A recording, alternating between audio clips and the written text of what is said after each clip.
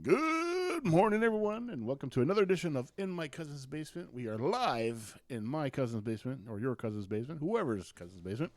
I am your host, your ghost host with the host, Tim Patrick, and always with me is my general disarray, with me being Captain Professor Chaos, Randu.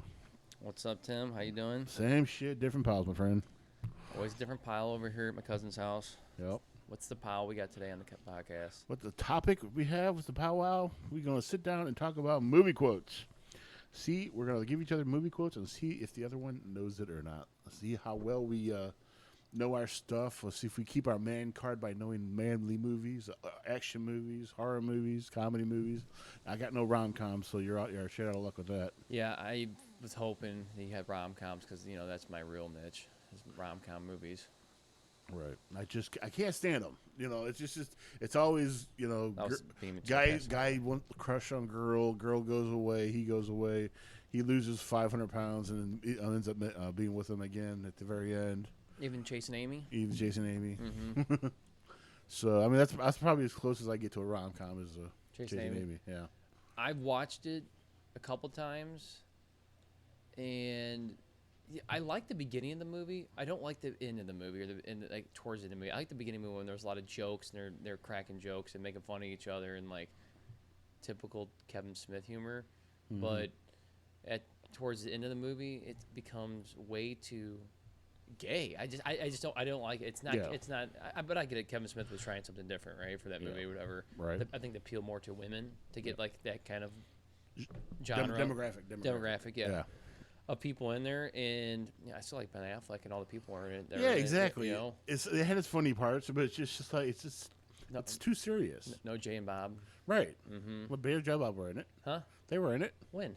They're at the restaurant, or not the restaurant. Oh, that's right. They're at the restaurant, right? Or something. They were somewhere. Yeah, they go out to eat with them. That's right. I forgot.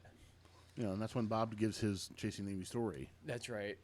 Remember, I don't remember everything he says, but that's when he says it. Yeah, and he's wearing that Snoogans cap or whatever Yeah. he's wearing that. Okay, Yeah. Okay, cool.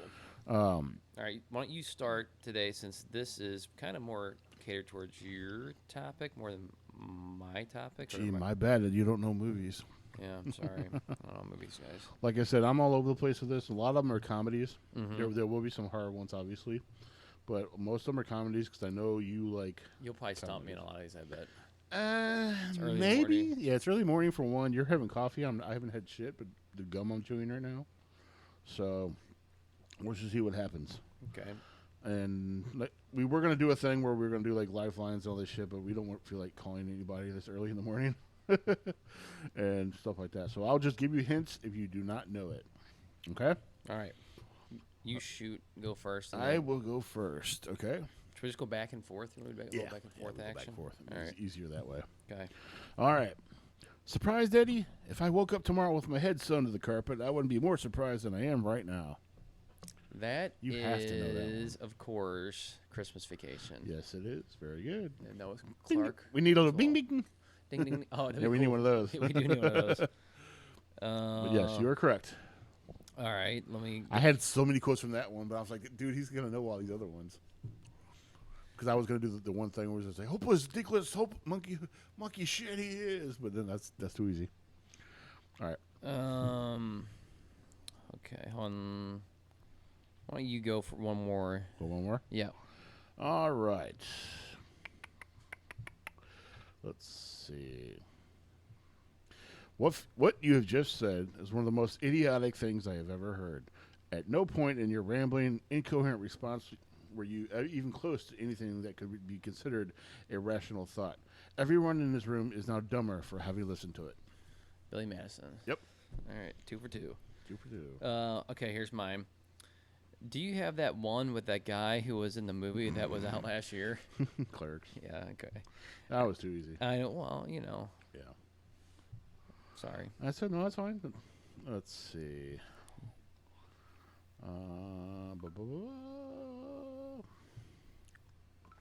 I don't know how to put this, but I'm kind of a big deal. Damn it, I know. I can't remember the movie. Give me a hint. I need a hint. Christina Applegate, Paul Rudd, Clueless? Steve Carell. Steve Carell. And all three of those are that. I'm not getting the main character yet. 40-Year-Old Virgin? No. No. Steve Carell. Steve Carell. Who else is in that? Fred Willard. The fuck. Whammy. Is it old school 80s movie? No. 90s? Nope. He says whammy. Somebody goes whammy.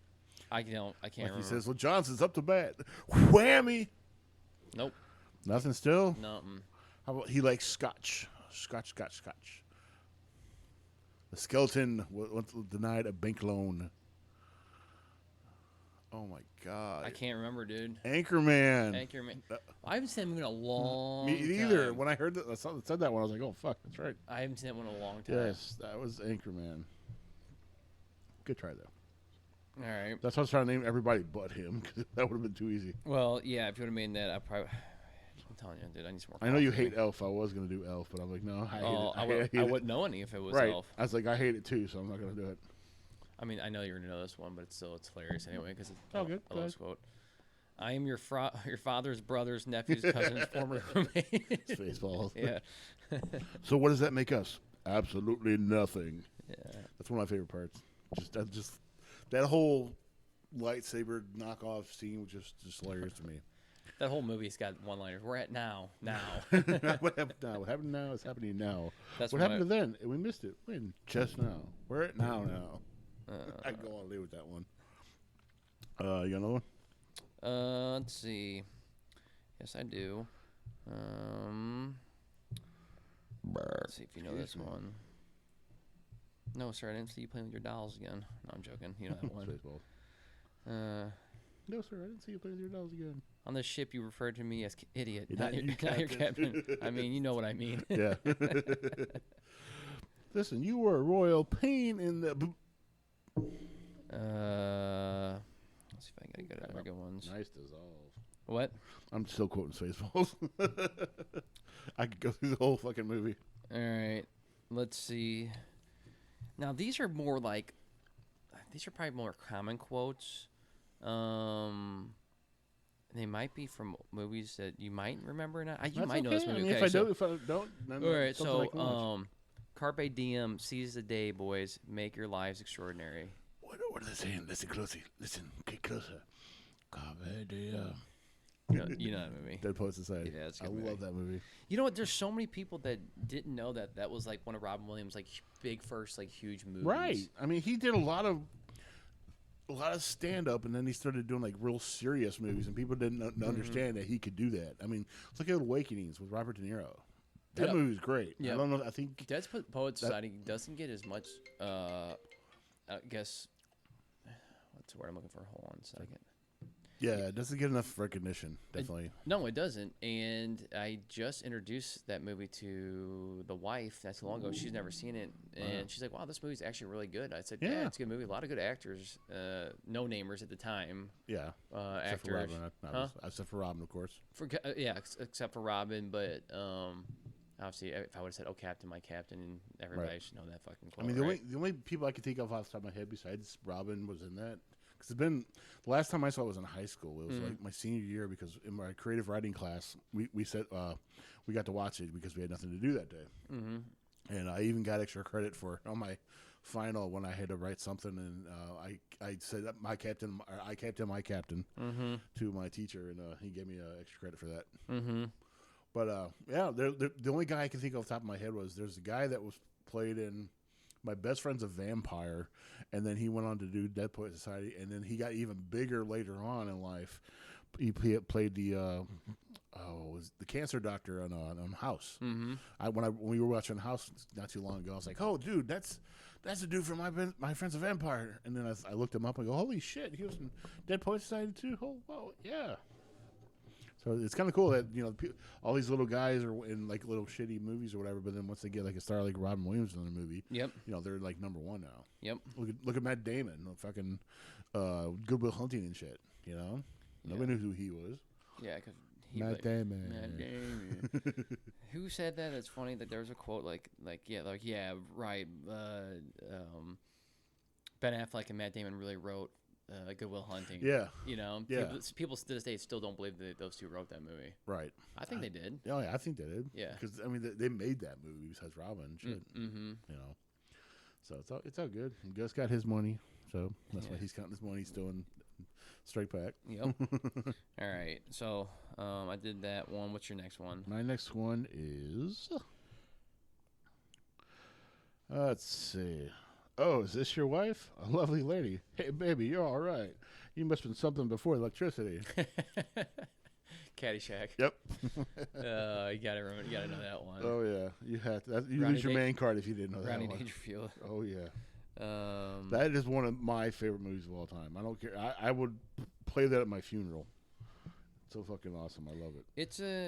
it's a good movie. Would never be made nowadays. That the same Not way. even close. Not even near close. No, They'll have the name right, maybe some of the character names. you know the funny thing is, it's like that's one movie they should have just left alone. Like the second, and they made a third one, didn't they? Too, No, or something? Or just no, the just second the- one. The yeah. second one. Yeah. I remember we talked about the second one, not maybe just between me and you, wasn't too long ago. But it's Yeah. like it had a couple funny moments, but it's like you couldn't recapitulate what you had with Rodney Dangerfield and Chevy Right. Chase and Bill Murray and all these people in the movie. It's like you can't do it again. Yeah. I think movie theaters just always, or Hollywood in just general, just always fails at like we're just going to use the same name and have same people. And it's like you can't do the same gag twice. Like do the next Right. one, do the next Exactly. thing, right? Exactly. That's where we go back to one of our first podcasts about originality. Mm-hmm. You know, Hollywood is not original anymore, Mm-hmm. and it hasn't been for a long time. Which sucks because, like we just talked about, like they're doing "Don't Tell Mom the Babysitter's Dead," and they got greenlit, and they're doing like I hate to say this, but they're just putting every diversity into it instead of just making it a new movie. It's like, well, just call it a different movie. Yeah. That's it. I know we've Well, said see, it many that's- times, and it's like you're gonna ruin all the people that have like nostalgia for that movie or think it is a cult classic is now going to be angry that you're doing something to ruin their childhood with that movie Right. or something. Right. That's the way I look at it. See, with my thing with it is it's do a completely new movie, but the problem with Hollywood is people are coming up with like little ideas of I'm trying to think of something remade. It's like Halloween. This is kind of a bad example, but it's the one I can think off the top of my head. They got the name right. They got the killer right. They got some of the storyline, and they added their like 2 cents in, like their own part of it, to spin it around to make it like it's like it's a new thing. And I understand. The perfect example I use for that is whenever because I get arguments about it all the time because I don't say it's the best Halloween, but I say it's a really good one still. Mm-hmm.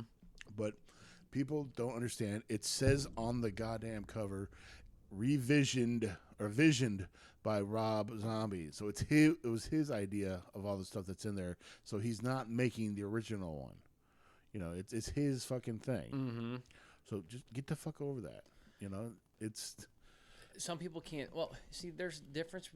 Yeah, we always said there's a difference between remake and reboot. right. Right. Big difference. Yeah. And most people don't grasp that concept Right. when it comes to movies. But yes, there's something to say about people who actually want to make, like maybe like a nod to a movie and say like, Yeah. we'll take the premise of the movie but make a new movie. I'm fine with that. Right. I just hate when people just carbon copy a movie and make it the same and just maybe slap the same name on it or just slap a different name on it, but it's literally the same movie. And it's like, okay, well, what are you guys doing here? You know, Yeah. it's just who comes up with these ideas? Yeah. You know, The only movie what happened to the good writers' rooms or the people that came up with the original ideas? Like, are Exactly. those people all gone now? all of a sudden? original is not a word anymore. Yeah.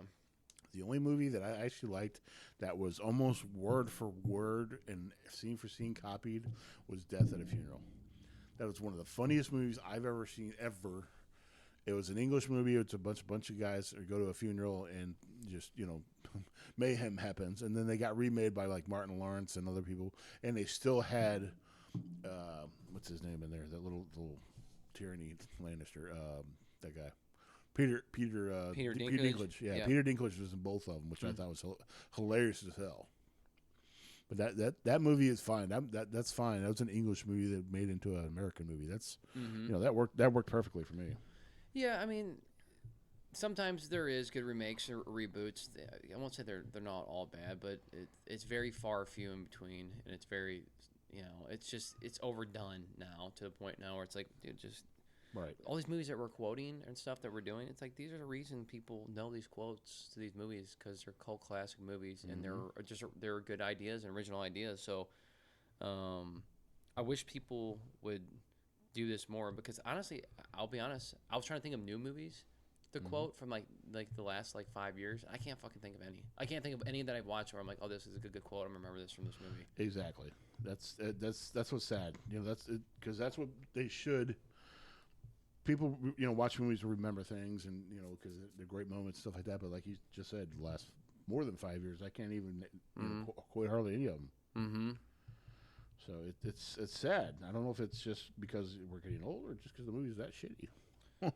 I think it might be a mix. Maybe we're caught in that space where people just don't care about making quality. They just pump out quantity, and that's just what we get now because that's what they think people want, Right. or that's what they're being told that's what They're just trying want. to get butts in the seats. That's what they're trying to do. But you know, people at the movie theater, you know, instead of buying a movie for $20, they want you to go spend $20 to go see it, and then $25 for soda and $30 for the popcorn tin and stuff like that. Mm-hmm. So yeah, granted that shit's cool. Some of it. Yeah, yeah. I don't know if you heard about the Terrifier one. Did I tell you about it? No.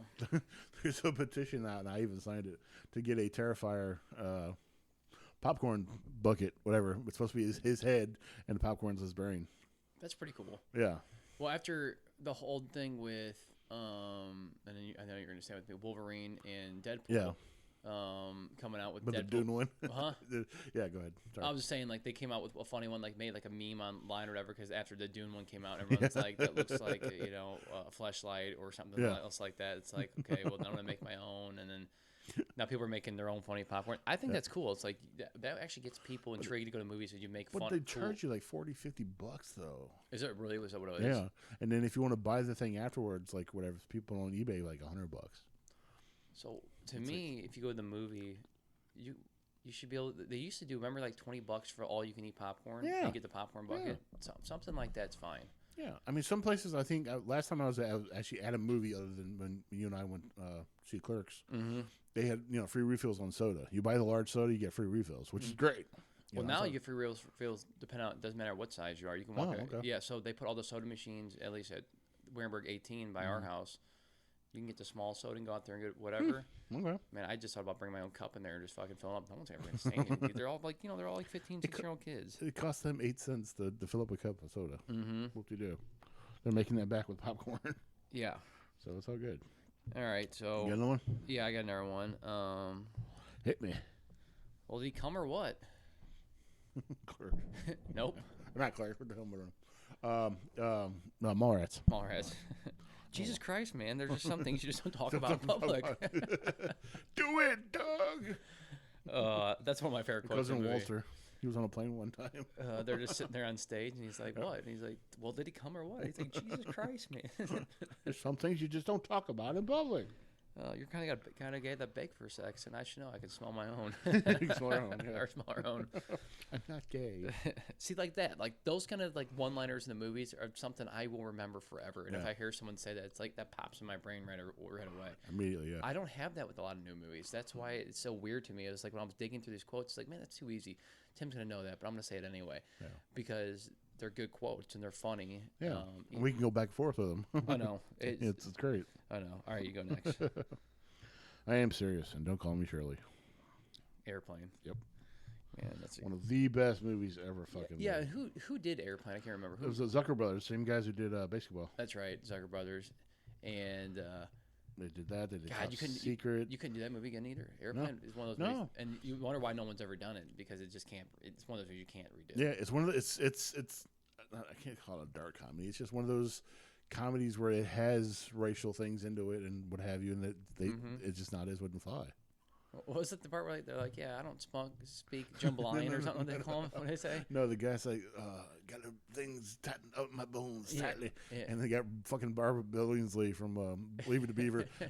Oh, stewardess, I speak jive. Oh, I speak. He jive. said he's very very bad pain. I don't know if you could help him. Just hang loose, blood. Mama gonna get you be on the other side. That's right. That's right. What is this, Big Mama? I know what she said. I ain't no nut, dummy. Cut me some slack, Jack. Yeah. Okay, that was good. Job don't win the hub. Job don't get no help. Chavez turkey ain't got no brains anyhow. Brenda? God, I love that part. Brenda, right, Mallrats. No. Dick. Yeah, that's right. I was like, how you say dick.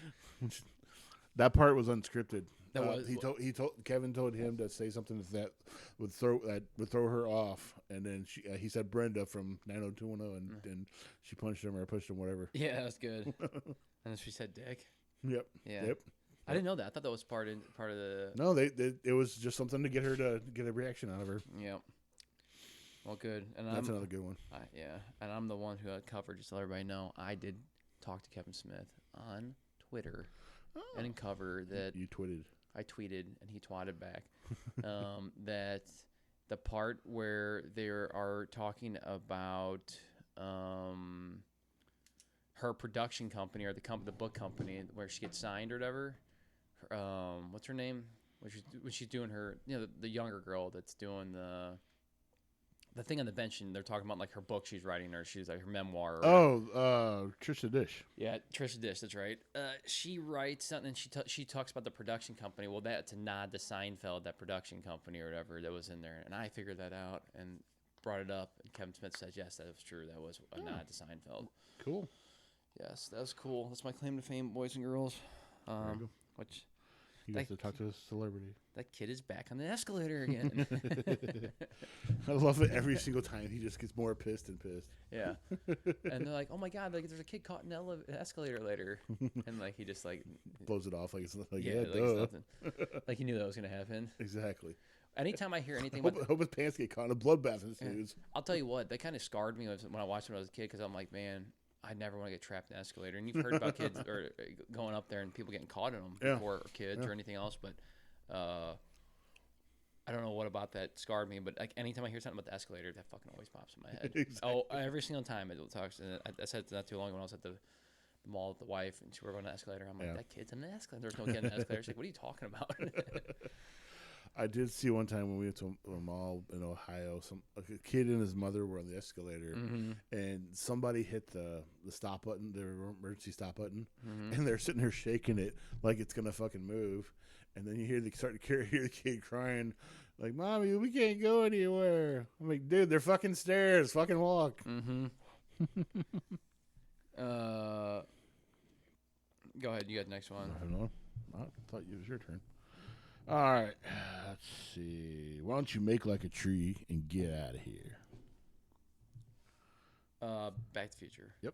And almost so, because I've heard that before from people quoting it to make fun of Back to the Future, and I almost thought it was from something else. Yep. Biff said it to what's his face, Marty. Hell hath no fury. Like woman scoring for Sega. Yeah, how'd you know that one? Hell hath no fury. That's what it is. Yeah. What is it? Hell hath no fury for a woman scoring for Sega. Yeah. Oh, you would know that one. Yeah. Okay. Sega boy. Sega boy. Yeah, Sega boy. That's what I should have said. That's when she dumped him, and Brody was explaining it to TS. I thought you said he fucking framed it. That part I lost him the first time I saw that. I'm like, he fucking framed his dump letter. Yeah. What the hell? What part is this? I thought you said it was a good size. I'm all man, lady. That's a good one. When a woman says it's a good size, it means it's small. Mm-hmm. Yeah, Do It, Doug was one of my ones because I knew that you loved that one. Yeah, that one. Yeah, I said it to you all the time. I know. Sorry. You're fine. All these mall rats, dogma quotes, all that stuff. I haven't done any dogma ones yet. All right, what's your next one? Since you've been doing Kevin Smith, I'll do Kevin Smith. That's the only hint you get. That's what high school was all about: algebra, bad lunch, and infidelity. Yeah, that's mall rats. Nope. I'm sorry, Clerks. Yep. Yeah. Yes. Randall said it when they were talking about Caitlin Bray.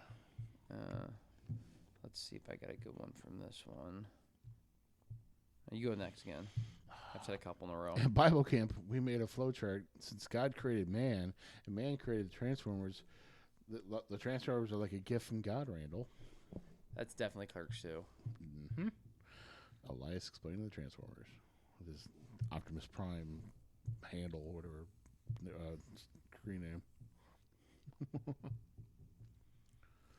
Somebody sold their soul to Satan to get their grosses up on that piece of shit serendipity.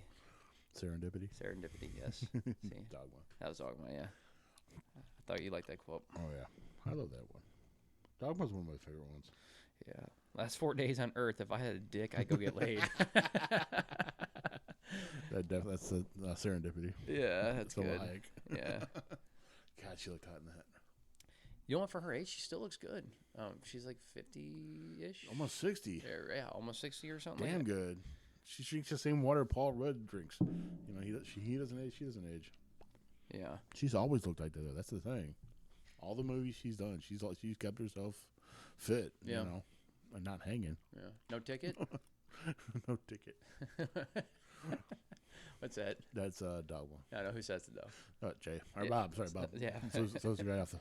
Yeah. Throws Loki and what's his face? Yeah. Bartleby off the train. Yeah. The guy just stares at him. I think it was Walter Flanagan. That was the guy that stared at him. I think. Yeah. I can't remember. The Catholic Church does not make mistakes. All right, mistakes were made.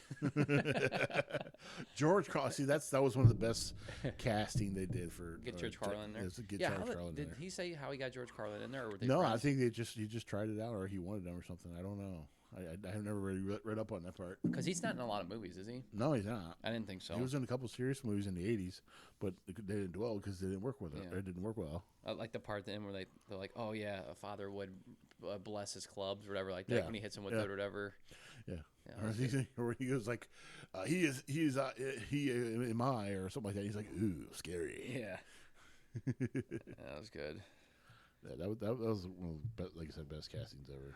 The funny thing about that movie is, well, we can talk about it for a second since we're going down the quote roll. We should talk about the movies a little bit more. Is, man, I remember as a kid hearing, it wasn't my grandma or anybody else, but I remember hearing parents been like, "You're not going to see that movie. It's blasphemous," and all this sort of stuff in the community theater. And I remember people were actually like, the first time I ever heard people protest outside a movie theater, like they put the movie down because they're like, it's so bad. And a lot of people from Catholic churches or just churches in general or whatever. Well, Sparrow Baptist Church. I know you knew that or whatever. And then you told me about the whole thing, Kevin Smith and them just went out in the crowd and like protested with them, and nobody knew who the fuck they were, but they're part of the movie or whatever. Like, what a great fucking troll they did back then before even trolling was even like considered a mainstream thing that people did. But I never got to go see it in theaters, which was kind of a sham and a shame. But I saw it as soon as it came out because I know my mom and my parents weren't going to take me because of what mainstream media labeled that movie, and I think it made people want to go see it more. Oh yeah, because it kind of did the polar opposite. Like, they always say no, there's no such thing as bad publicity. Right. The Trump quote or whatever. Yeah. I think it made the movie more hyped up. But I do remember a lot of theaters like blacklisting it and like saying we're not showing that here because of our beliefs or whatever else. And it's like, yeah, can you imagine 2024 them saying anything like that? Like, it went from being like more Hollywood, it used to be like more religious, to now it's like no religion at all. Like, that's just the whole world, right? Like, everything's anti-religion now. Right. Well, not just anti-religion, just a lot of them, because if you make fun of one thing, you're making fun of something else. Or if you're not making fun of that, you got something else. So it's like they're walking on eggshells. Well, the movie wasn't a parody movie, but it was a movie to make fun of everybody and everything.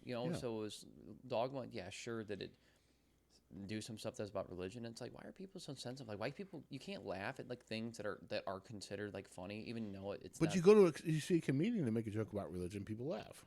Right. That's what I didn't get it. It's like, it's a movie. It's not supposed to be taken serious. They didn't say this was fiction or nonfiction or anything like that. It's like, you're supposed to comprehend and know smart enough. That's the thing. People are supposed to comprehend. Right. You know how people are. They're fucking stupid. Well, nowadays that movie wouldn't even be allowed because the offensive crowd of people would come out of the woodworks. Well, if Kevin touched on every religion in that movie, then it would work. Because look at the new Exorcist movie; they touch on every religion. But Kevin's not out to make movies for the masses, so to say. He's here. He knows his core fans. He's going to make a movie for them and for him, and not give a fuck what anybody else thinks. Well, that's why he succeeded, and that's why his fan base has grown from the small cult of people that were like indie, like, hey, you guys, just like when you introduced me to him, like, never heard of this, never seen anything about it. Like, the advertisement marketing wasn't really done, and like now it's like he's a household name, like we've said before. He's everywhere. Now he is. And you know what the thing is? He markets himself very well. Oh, yeah. I mean, obviously the Jane Bob thing he markets really well. Now that he owns his own movie theater that he saved, that he used to go to when he was a kid, and shows the movies he wants or the things he wants, dude, people come out of nowhere. They travel all around. Like, I was reading something on Reddit about, like, yeah, me and my wife or me and my friend took a 2-week vacation there to go listen to him on his podcast, go watch his movies, go do a bunch of stuff around New Jersey just because of him. There's a lot of people, I guess, that travel there just to go there. Not saying I want to go to New Jersey just to do that. I will go to see some other stuff, but I think it's pretty cool that he's grown his own brand there. And I don't even know if I guess he lives in Jersey. Yeah, I believe so. Him and Jay both live there. Yeah, I think Jay lives in Hollywood. He does live in California? Yeah, I think so. LA, Okay. Something they were in the area. Mm-hmm. I forgot what I was going to say now. That's my train of thought. But yeah. Just about them living in Jersey and Kevin Smith and all that stuff. Kevin Smith. Yeah, exactly. Hockey. Yeah, hockey. Double-edged sword. Yeah. We didn't say that today. Not yet. Not yet. You'll find a way to sneak it in there. I'll sneak it in. You always do. All right, go. No, you go. I already said all my dogma quotes. Oh, keep going. All right. Let's see if you remember this one. No, that one's too easy. See, that's the problem. I know you're gonna know all these ones. That's fine. It's fine. You can talk about the movies then. We got dead air here, boys and girls. I'm sorry. Let's see about this one. A martini shaken, not stirred. Vodka martini, shaken, not stirred. I know you knew this one. This is the old school, huh? James Bond. Goldfinger. All of them. I know. I knew you knew that one. But you're right. He says that a lot of them, right? That's a famous quote. Yep. And that was Sean Connery, or was that? It was Sean Connery. Then also Pierce Brosnan. Pierce and Roger Moore. Roger Moore was the original one. Roger Moore. Yeah, the original one. No, Sean Connery. There's the one before Sean Connery. Then there was Sean Connery. Then there's Roger Moore. Oh, that's right. Okay. Roger Moore was the 70s and 80s, late 70s. 80s. Pierce Brosnan's always mine, and because of Gold. Oh, Timothy Dalton too. Timothy Dalton. Yeah, he did a couple. Yeah, I thought he was good. GoldenEye came out, and here's a funny thing, and I don't know if anybody knows this, but like when I played GoldenEye 64 when it first came out, obviously I didn't watch any James Bond's movies, right? But after I played that after I played that game and beat the whole game, whatever, I saw GoldenEye, and with Pierce Brosnan in Blockbuster, I got it and downloaded it. Man, in my brain.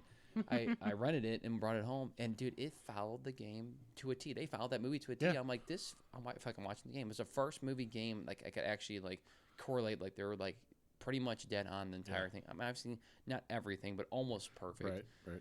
And I was like, wow, I didn't know this was a real thing. And then I got into more GoldenEye stuff. But GoldenEye now, they were talking about doing the same thing they do with all the movies. And the producer or director came out and said, we're not doing that. Like, James Bond's staying a man. We're not putting him a woman. If something else comes up, they want to do it, we'll call him 008 or 009. Like, we're not giving him 007. Yeah.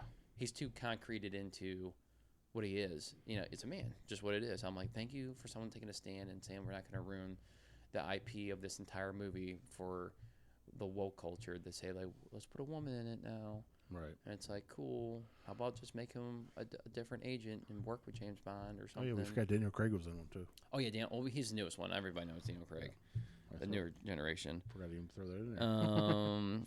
Let's see. If you don't get this one, I'm going to kick your ass. You're going to need a bigger boat. Jaws. Yeah. Old TS. I love that movie. I know. That's not just horror movie, but like one of my favorite movies, Spielberg by far. It was just so I didn't get to grow up with Jaws, right? So like I didn't grow up with it, but hearing from my parents and hearing from you and just people in general when it came out, they said it was like one of the biggest movie hypes in a long time. Obviously, Star Wars was probably the biggest one from the 80s or whatever. But when Jaws came out, people were like terrified of like going. People are still scared, dude. Going to the ocean and doing stuff because of it. It's one of those movies that scared the piss out of everybody, like Psycho. A lot of people, still don't want to take showers because of that. You mean and hotels? Yeah, not just hotels, just anywhere. Mm-hmm. Even the woman who played Janet Leigh, who played Kathy Bates. No, the Norman woman. Bates. Shut the fuck up. you're thinking of Misery.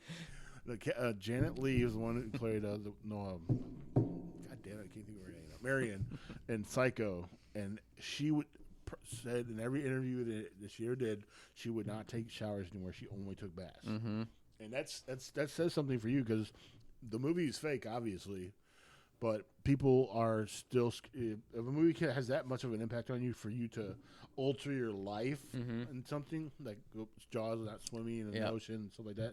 That says something about that movie. Yeah, it's wild to me that Jaws had that much impact. Like, if you go back and read like old stories or just hear people like talk about it, like there's like old videos you can pull up of it.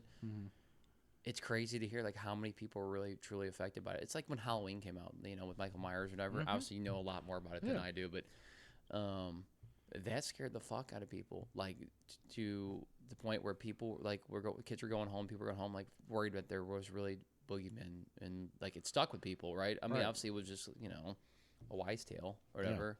But now it's become more of like a true wise tale that that people are actually out there doing. I think people said there was like a kind of like a carbon copycat killer that was going around. I don't know if you ever called him the boogeyman, but that's what they referred to. The kids always referred to. Yeah. You know, well, it's that old passed down through generation type thing now. Yeah, it's that old, what is it, creed or something that says art imitates life. Well, now it's life imitating art. That's true. I didn't think about that. I mean, it's true. Before we would copy stuff that we saw in like a book or even music or even fucking like a painting or something like that. We copy that, and then put that into real life. People now who are seeing, we saw it was the opposite basically, and now people are actually doing this kind of stuff. You know, I say it 1,000 times whenever I talk about the Saw movies, because you know people don't want to watch the Saw movies because they're so gruesome, and some people that think they're all badasses until they watch them. Yeah. What I say every single time is, if someone could write a movie about it and actually make a prop to make it look that real, it could really fucking happen. Yeah.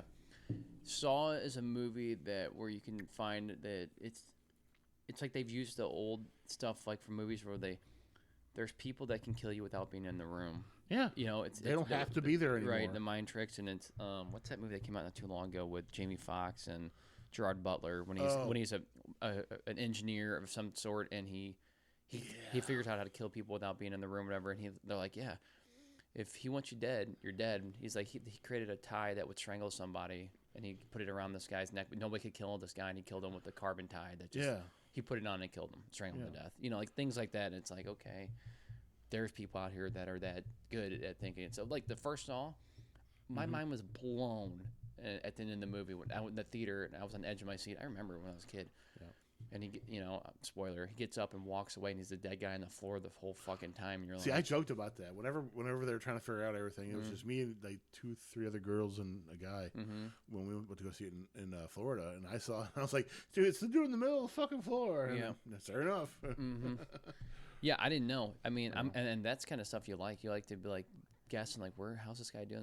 He's in there the whole time, and like you said, we've said it in a podcast before, and he closes the door, and you're like, holy fuck, like mind fucking, that movie's just over with. Like, how? Like, someone said to like Mo, what a great movie. All you had to do is pay some guy to lay dead in the floor the entire time. And it's like, I think that he was not in the floor the entire time. Yeah, I think no. They had some prop probably. Well, for one, the movie only took like 28 days or like a couple weeks or whatever to film it. So it's not like he had to be there the entire time. But still, he didn't have that many lines either in that after, you know, certain parts or whatever. All his stuff was recorded. Yeah, it was just cool. It's just one of those. Oh yeah, that's original idea, like good thinking movie, like something like that. I don't even know how we got down the rabbit hole of Saw, but that was. Find some kind of way to get somewhere. Game over. Exactly. If you don't know that was going to be Michael, but I knew you would figure that one out. At the end, I would either say that one or it would be from the what is it, House of the Dead movie. Yeah. All right. Don't ever, people, if you are listening to this, don't ever see the House of the Dead movie. I never watched it. It's based on the video game, and it actually has snippets of the video game in it. Yeah, House. I remember. I remember that whole thing came out. I remember you telling me not to watch it. Excuse me, Jesus Christ! It was fucking horrible. Let's see if you remember this movie. Now, this is an old fucking movie. If you're probably not going to get this because I didn't know this quote, but you might know it. You might. It was Beauty Killed the Beast. King Kong. Okay. Didn't know if you know that because I mean it was. Well, obviously they say he says in the end, Beauty killed the Beast. Right, but it was this was from 1933 when that movie was made, right? But obviously the newer one probably kept that quote because obviously it's a good quote. It's a good quote, right? So I didn't know if you know that because I didn't know that until I looked into it a little bit. Yeah. See, Okay, I'm gonna throw this out here so we can get down this little rabbit hole. Mm-hmm. Kids nowadays, old to them is the '90s, Mm-hmm. and people are like, there's a lot of people I've talked to on my horror page, which in fact I'm doing right now, is they're like, oh, that movie was made before I was born. Okay, but you still have a ability to watch it. Yeah. Just because it was made in 1991 and you were born in 1992 does not mean you don't have to go back and watch it. Yeah. Well, you know what? That's a stupid excuse. What I try to explain to the younger gen, and I don't speak to a lot of them, but when I do, I use my old man wisdom and tell them it's like, you guys don't know what good movies are. Exactly. And I said, you guys need to go back and venture back. And people that are kind of figured it out, like we always say, my dude Tommy that lives down the street from me, I've given him a bunch of stuff. And obviously your parents passed on that knowledge to whatever. Right. When you discover movies that came out in the 80s, 90s, early 2000s, you're like, man, these are good movies. These people they're blown away. Like you were saying, you're reading stuff on the horror page. Mm-hmm. When I've talked to kids about it and they've watched it, like, wow, I'd never even heard of this movie or never even thought about this. Like, these are what movies were like back in the day. And it's like, yeah, it's really not that back in the day. But then I did see a quote yesterday. It said, in 6 years, the 80s will be 50 years old. And it's like, Shut up, dude. And it's like, Shut up. You know what I'm saying, Tim? So that's for you. Dude, I feel old every time I hear Metallica having like a 40th anniversary or some shit. Mm-hmm. Because their anniversary is the day before my birthday, and every time I hear it, I'm like, shut up. Yep. But they're like 2 years behind me, so It's just weird. It's wild, dude. It's It's wild. very weird, wild to see. Like, man, I remember when I was going to see this. Like, blew my mind the other day. I was doing a thing on Freddy vs. Jason soundtrack. Like, that was 2003. God damn, that was the first movie me and Randy ever saw. And that was 21 years ago. Yeah, and It's like, fuck, man. Where's time go? It's not fair. It's just. I hate time because it goes by so goddamn fast and shit. You know. it's so the weird thing to me about it is, and I think this happens a lot with even your generation and my generation, because your brain tricks you or your mind just doesn't want to believe it. Is the way I look at it is when you say like, hey, that movie was made in 1990, and you think about it, like, man, 1990 wasn't that long ago. Like, it just seems like it was yesterday. But when you actually do the numbers, it's like, dude, that was 30 years ago. Doesn't seem like 30 years. It seems like it was 10 years ago to me. Like, I still feel like I'm in 2005, and 10 years ago was the 1990s. You know what I'm saying? Mm-hmm. And you say it out loud, you're like, oh, but I think everybody kind of puts that in their brain, like 1980, that wasn't that long ago. 1990, that wasn't that long ago. Like, I don't feel that old, and it doesn't seem like it's that far ago. Right. But before you know, like you're saying, like I said, 6 years, they'll be 50 years old. You look at it that way, you're like, holy fuck, was it really 50 years ago? Like, it's starting to become more surreal when you talk about it and look at it from that way, in my opinion. Right. I feel like a lot of people do that. Not just yeah. me and you. I think a lot of people are like, dude, 1990 wasn't that long ago, or 2000 wasn't that long ago. But yeah, 2005 when I graduated is almost 20 years old, you know? Or it doesn't seem that way, but it's 1 year. It's 20 years old since I graduated from high school, and it's like, really, dude? Like, I can blink, and I feel like I'm back in high school. I could turn around, I could be right there. But I wish I could. here's a great thing. We'll talk about this too because it's just off topic. Mm-hmm. So, my mom and dad had us over for Mother's Day, and what happened was we're over there on Mother's Day, and my cousin was over there, and he is 17 or maybe about the 18. He's getting ready to graduate high school. And I'm talking to him, and this might just be him or just a generational thing, but every fucking word out of his mouth, about every fourth, fifth word, was bro or bruh. And he's like, man, bro, I can't deal with this. Like, bro, like, all that. I'm like, I said, dude, can you say another word besides bro or bruh? Like, I'm like, me and Lincoln say bro and bruh just to joke around, but Right. like, you're really putting it to the point where like the stereotype is definitely fitting your generation. He's like, dude, this is just how everybody talks, bro. I'm like, oh fuck, can you just say it with that? Just shut up. Yeah, so we talked about some stuff, and this is how comical it was. Anybody listening, so like, please, if you have kids or anybody that you're talking to or listening to this, kids nowadays don't know anything about anything. Like, I asked him, I'm like, hey, he's like, pretty soon I'm gonna get my own car and do all this stuff. I'm like, do you have your own job? And he's like, yeah, I had a job. I'm like, do you have a car? No, I want to get my own car. I'm like, do you have any credit? He's like, what's credit? And I was like, what do you mean, what's credit? And he's like, well, my mom doesn't really believe in credit. And I said, well, and I was talking to her. She's like, no, I have credit cards. She's like, I just don't want him to know about credit cards because I don't want him getting in debt. And it's like, well, no, that's great. But at the same time, you should teach your kids about credit because, one, to get anything in this world, you have to have credit. Sorry, just what it is. It sucks. It's a stupid way of doing stuff. But get your kid a credit card when they're 6 or when they're 18 for $100 or $200, and let them just get gas and food on it, $100 probably the most, and get it when they get a job. And if not, then you just help pay it off to establish credit. So by the time they're 20 something, they already have 4 or 5 years of credit, and they'll go from 0 to have like a 700 credit score or something. If they ever do want to buy a car when they get older, like, because the point of the moral story is kids don't know anything.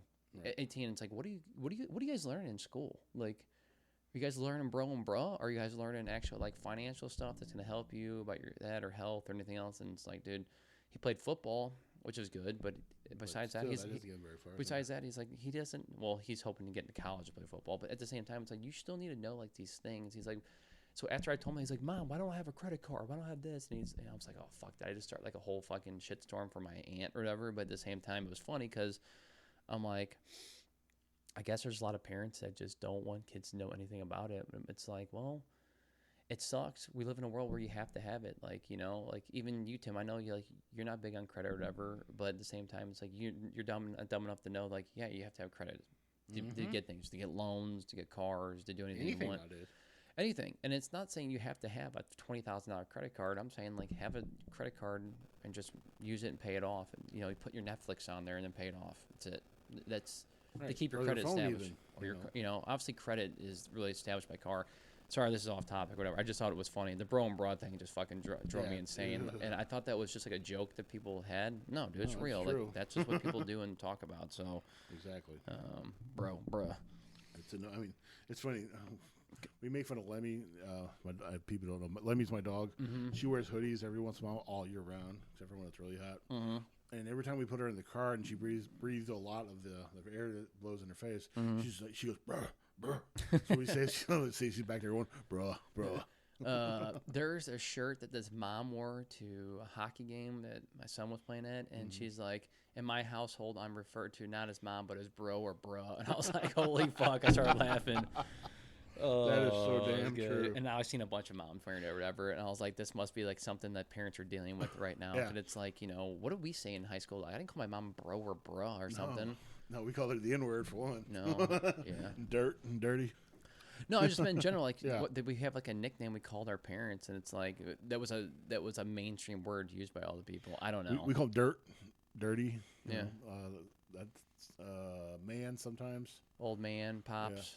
Yeah. Just man in general. Like, hey man, what's up, man? Yeah, what's up, man, or what's up, how you doing? Yeah, what's up, man? That was a good one. That's what we kind of said, but kind of established man as man and woman. When it actually were just men and women. What? When it actually was just men and women. Yeah, exactly.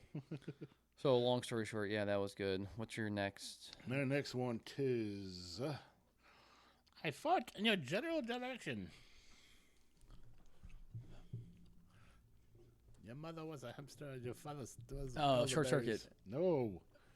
Your mother was a hamster, and your father smells of elderberries. Not Short Circuit. Hold on. I know which one you're thinking of. Huh? I know which one you're thinking of when I said that. I know. Your mama was a snowblower. Hey, lazy lips. Your mama was a snowblower. I almost put that one in there. That's good. That is a great one. Yeah, because it's a robot talking to another robot. Yep. Come on, what is it? I don't know. I'll give you a hint.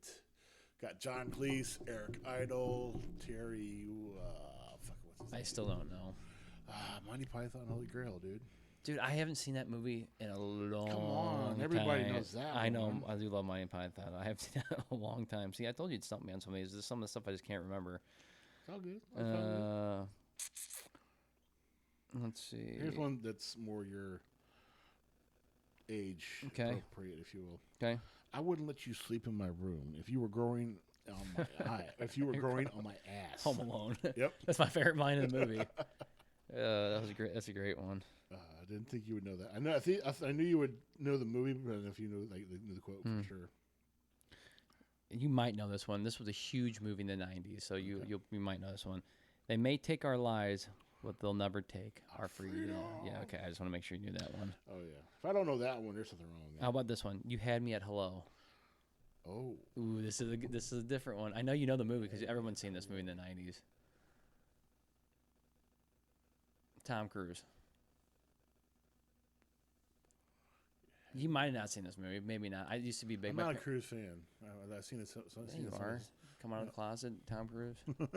Fudge Packer, Tom Cruise. Little Scientologist. Yeah. Tom Cruise. Oh, I don't watch all his movies. Show Me the Money. Oh, fucking Jerry Maguire. Yeah, Jesus okay. Christ. You had me at hello. How I not know that one? Boom. Because it's It's a throwaway. It's definitely a throwaway, but it's one of the most besides Show Me the Money. That was too easy. I didn't want to put that one on there. Yeah. This is an old one, and you'll probably know because you're old as fuck. I knew the King Kong one. That was I know. 1933, fucker. I'll have what she's having. That I'm Harry Met Sally. Yeah, I knew you knew that one. That was just. Yeah. Oh yeah. I'll have what she's having. I've Yeah. never seen that movie, but I know that one. Like the most famous line from that movie. I'll have what she's having. Yes. They actually used to play that on KC. Oh, did they really? Yeah, they used to play like a little bit of, and then she says that. That was a good one. I thought I had mono once, but I thought I had mono once for an entire year. It turned out I was just really bored. Randall. Nope. I know this quote. It's a boy talking to a girl. She's talking about how popular she is and what have you, and things she's had. God damn it, I know this movie. Mike What? Myers, Dana Carvey, Tia Carrera, a shitload of people from SNL, Kurt Fuller, Man, see, Chris this is what happens. Farley, Alice Cooper. Hold on. Is it Wayne's World? Yes. Yes. Okay. God damn. I knew couldn't that. think. Alice Cooper would get you. And with Alice Yes, Cooper. that's Like, what Alice he's Cooper. Yeah. I was going to do the We're Not Worthy, but that's too fucking easy. Yeah. I knew that quote though. I've heard that. When he's talking to the girl and she's like, "What?" Yeah. Yes. Do I need another one? Yeah. No, you do another one. According to the map, we've only gone 4 inches. Fuck. I can't remember this one. This is a good one too. I know I've seen this one too. Jeff Daniels, Daniels. Jim Carrey, his ex-wife. I can't Oh, remember. Dumb and Dumber. Yep. Yep. When he's looking on the map and he's holding his fingers, Yeah, like, "You're going to go 4 inches." We're 4 inches.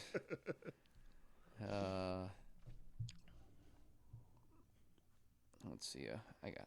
If you don't know this one, I'm gonna kill you. You say that, I've got every single one but one. I'm not gonna say the whole quote because then it gives it away. But Okay. I met him 15 years ago. I was told there was nothing left. Halloween. Yeah. Okay. I'm staring into his face. These eyes, these blinkless black eyes, the devil's eyes. I love that quote. I know it's a good quote. It's a long quote Yeah. from Dr. Loomis or whatever. But Yeah. I knew if I said the beginning, I thought you would be able to finish If you it. just said the blackest eyes, I'd probably get it. Let's see.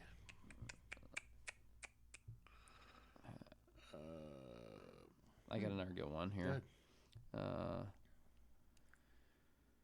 Largemouth vaginas. Largemouth vaginas. Mm-hmm. Christina Applegate. Oh, is it a? It's not Anchorman, is it? No, it's another movie. It's after this one. It's a good one. You might not have seen it. Bad Moms. Nope. What was it? Let's see. Here, I'll just say this quote. What the hell is wrong with you two?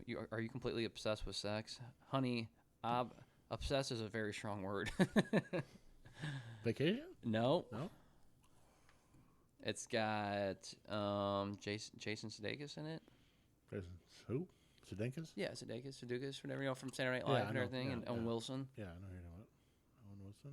I don't know. What? I know you know this movie. You've probably seen it. It's been a long time. It came out in 2011.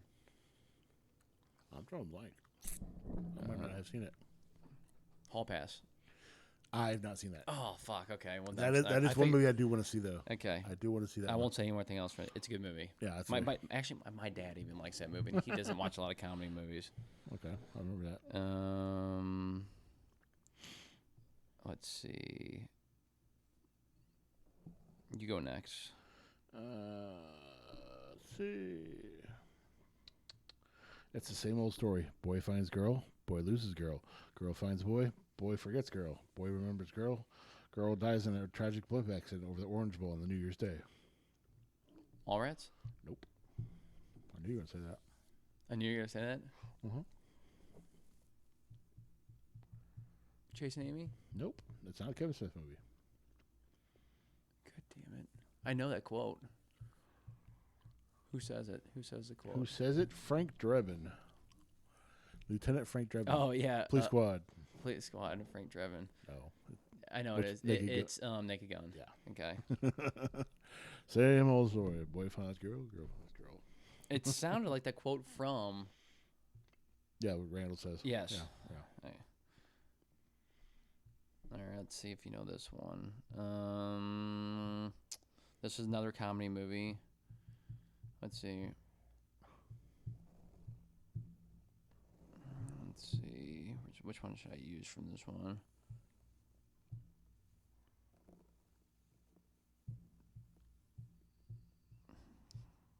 Pretend he's your little sister. I need more. Huh? I need more than that. Okay. God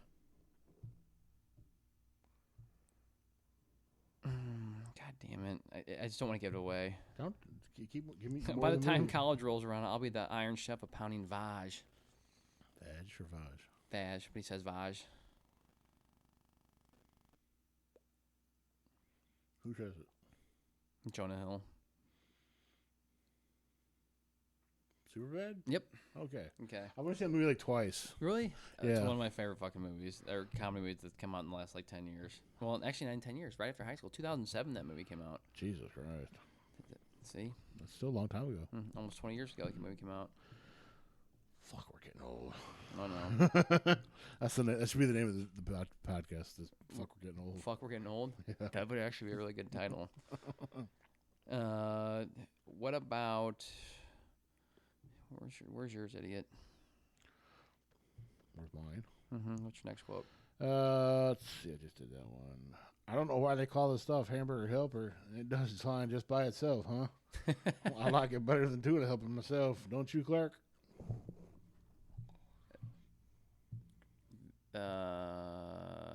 Just regular vacation? Yep. What, National Lampoon's Vacation. National Lampoon's Vacation, right? Yep. First one.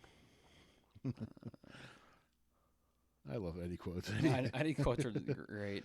I still want to see Eddie's vacation, island vacation or some shit. It's supposed to be. It's a Eddie and his family go to Hawaii or some shit like that. I've never seen it. What is this? Now this is an older. No, that's a gay. Just quote. because you say it's old doesn't mean I'm not going to know it again. Remember. Yeah, I know, but this might not change because I think it's a rom-com, so I might be cheating. But it's everybody knows this movie. I can remember lots of things. You go. That's it. That was the quote from the movie. The donger. Donger needs food.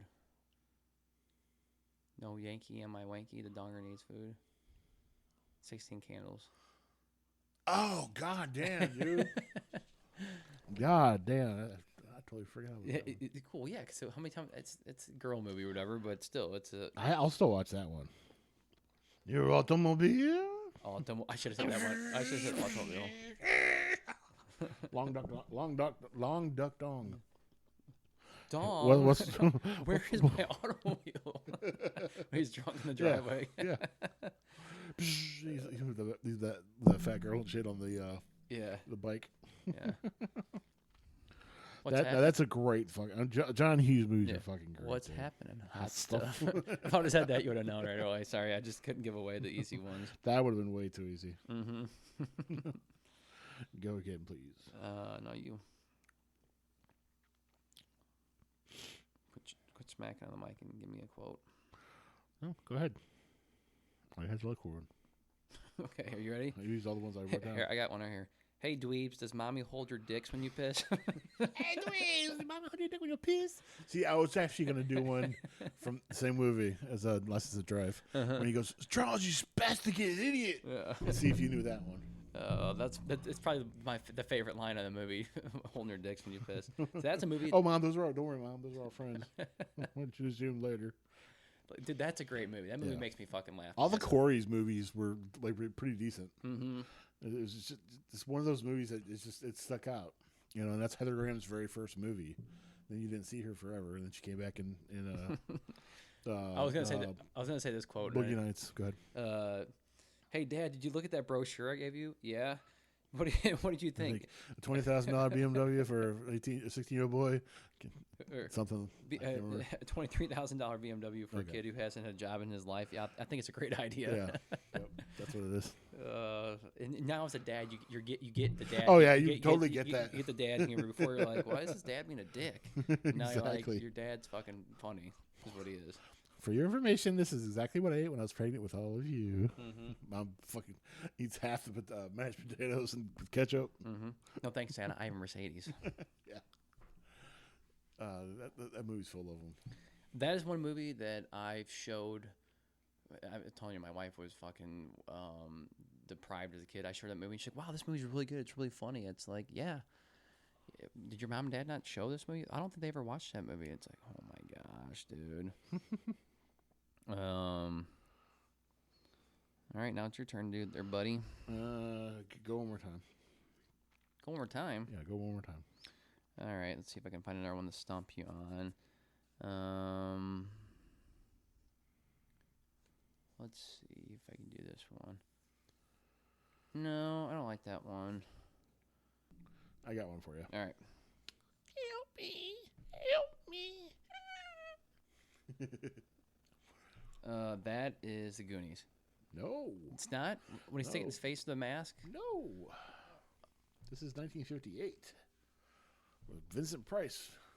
Fuck, I can't remember. The guy is a little fly, and he's getting attacked by a spider. Help me. Oh, it's Beetlejuice. No. No? 58, dude.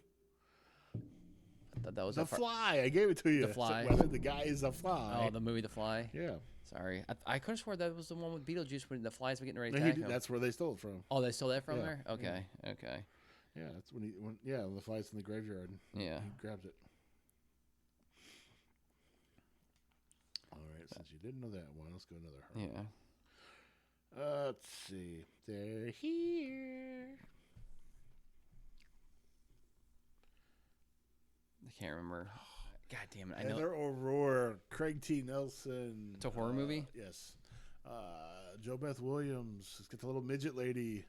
This house is now clear. This house is not clear. Poltergeist. Yes. Mm-hmm. Yes. All right, I got a good one. Now, this is a good one because now I can relate to this. People, when you get older, you better know this one. Huh?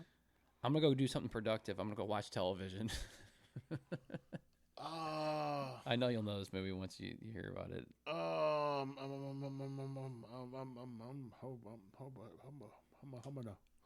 It's definitely an 80s movie.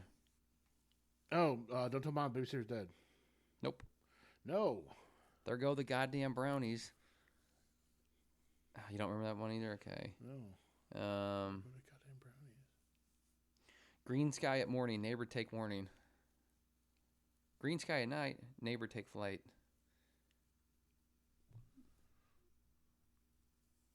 I'm drawing a fucking blank here. I'm not going to listen to this.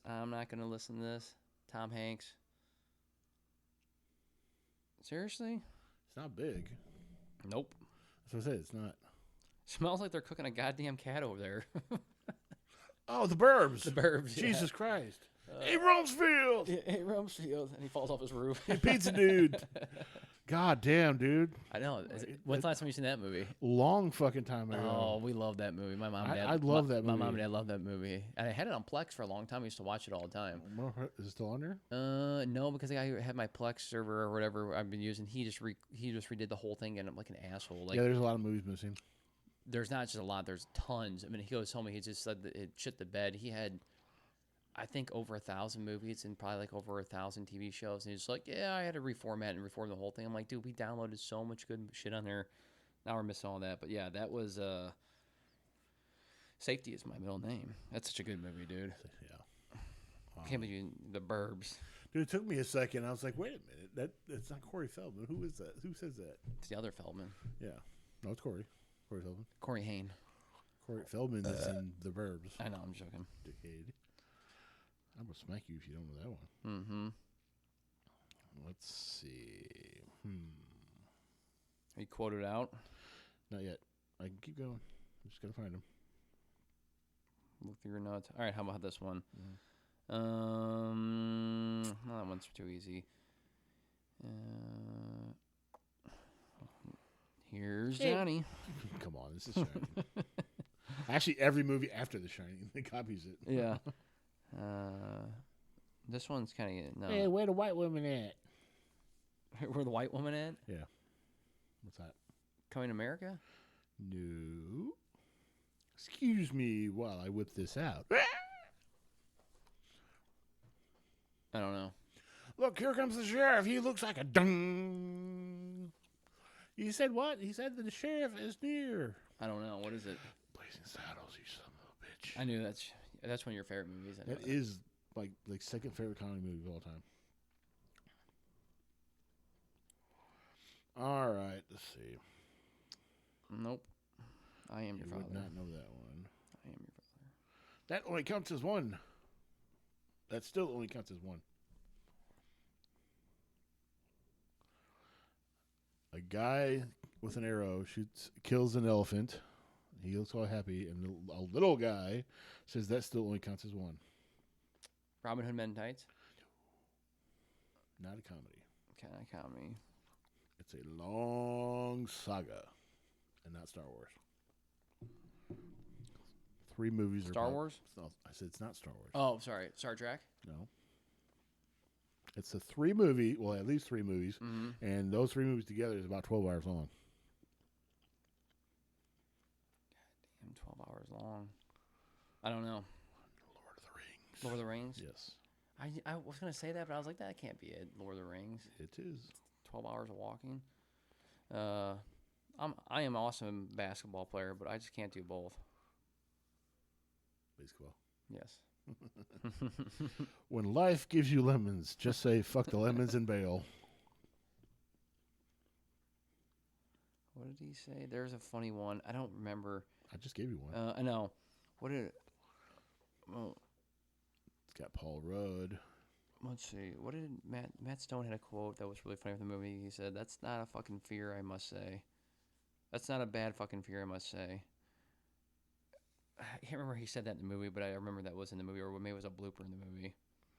I don't know which part. Doesn't ring a bell. Your bed is over here. That's Jenkins' That's bed. Jenkins' bed. If I That would- movie we can quote all fucking day. That's that's full one-liners. Oh yeah, that's another one of the Zucker Brothers movies. So you know. I know. What about the one I said? What'd you say? When life gives you lemons, just say fuck the lemons and bail. I don't know. Forgetting Sarah Marshall. Man, I hate that fucking movie. I hate that movie. Jen loves that movie. She does. I just cannot stand the movie. I don't like what's his name as comedy. I don't like when he plays the piano and sings that stupid song. Yeah, I know what you're about. I'm just not a fan of his. He's okay in The Substitute Teacher or whatever with when he plays the basketball coach that gets high or whatever. Yeah. He's fine in that movie, but like when he plays the main character as a comedian, I don't know why. I just don't find him. I like him more as like not the lead. Right. Maybe, I don't know. You like him as a side guy. Yeah, side guy. Pardon my French, but Cameron is so tight that if you stuck a lump of coal up his ass, in 2 weeks you'd have a diamond. I don't even know what that is. Never heard that quote before. Yes, you have. No, I haven't. Yes, you have. Friend calls his other friend to try to. Their friend skips school. He tries to get his friend to come over, but he's talking about he's not coming over because he's sick. Matthew Broderick, Jennifer Grey, Jeffrey Jones. Hold on. Alan Ruck. Friend skips school. I know what it is. I just can't think of it right Friend now. skips school. I know. Ferris Bueller. Ferris Bueller's Day Off. Jesus Christ. That should have gave it away right there. Uh-huh. That should have gave it away right there. No, it shouldn't have. You're a virgin who can't drive. You're a virgin who can't drive. I know that quote. Clueless. Clueless, yeah. What? Who would have said what if? It would have been funnier. Exactly. Whatever. You know, Sweets, I met Dr. Martin Luther King once. You lying. You ain't met Martin Luther King. You lying your ass off. You ain't met Martin Luther King. Well, fuck you. Fuck you. Fuck you. Who's next? Son, I'm going to tell you this once. Yes? If you want to keep working here, stay off drugs. Oh, man. Yes. Yes. I'll go back to sleep at 4. That was... My son has never tied his own shoes. What? My son? Rose petals. The rose bearers. For once, I'd like to tie my own shoes. The royal penis is not clean. Yeah. What about the bass? Oh, I could live with that. Yeah, I'm sure you could. That's like a list. The royal penis is not clean, sir. Anything after that, he didn't do too. He wasn't as funny. Did Mama call him Clay? I'm gonna call him Clay. Go to kitty. Flash. Rock your ass, my what's a bad motherfucker. What is this, silk? Oh, he's like, what kind of chemicals you use? Oh, those are not chemicals. Those are berries. No, when he comes to the barber shop and he's got the fucking line draped down on him. Is that what he says? That's right. What is this, silk? Or what is this, velvet? This is beautiful or whatever. Hey, I got a hair dryer, got a toothbrush, I got everything you want to see. Steve! Yeah. Steve! Hey, good morning, New York! What he says? Fuck you! He says, yes! Fuck you, too! Hey, what's up, brother? You a little late for the Christmas pageant. There's one quote I use that from that movie almost every single day, right? When we talk about horror movies. It's when they're at the Randy Jackson concert. And he's like, "Oh, that boy good." And he's like, yeah, good and terrible." That's one of my dad's favorite lines in that movie. That boy good. That's good another and one. terrible. That's one of those movies you can quote all day. Yeah. I thought that was trash. When they're handing out the money basket. I thought it was trash bin. When you think of me, think of garbage. Hey, you dumb fuck. Hey, what is a dumb fuck? Yeah. That's a great dude. Just so I only watched the second one once, and I wasn't too happy with it. I couldn't. It was a carbon copy of the first one, basically. I couldn't get through it, dude. I just said the same thing. It was such a letdown from, waiting that long to make a movie of Coming to America and doing it again. It's like, dude, why'd you guys wait so long to make the movie? They didn't. It was something like it wasn't the right time or some shit. I forgot the excuse they used. They said people weren't ready for it and shit like that, which obviously they're going to say to hype it up even more or whatever. But, I mean, it was the same fucking movie. It was the first fucking movie. It stole a lot of jokes that just not all the good jokes. You know, I mean, yeah, they had some of them. But, you know, they had, like, the dancers in the beginning. They had En Vogue in there. They had, you know, that kind of shit. It's like, you don't need all this shit, man. Just leave it alone. You don't need to continue the son of whatever, you know, movies. I'm getting tired of seeing those fucking movies. Exactly. Exactly. Let's see. Life does not start and stop at your convenience, you miserable piece of shit. I know you know this movie. I do know that one. New shit has come to light, man. Keep going. Fortunately, I'm adhering to a pretty strict drug regimen to keep my mind, you know, limber. Fuck.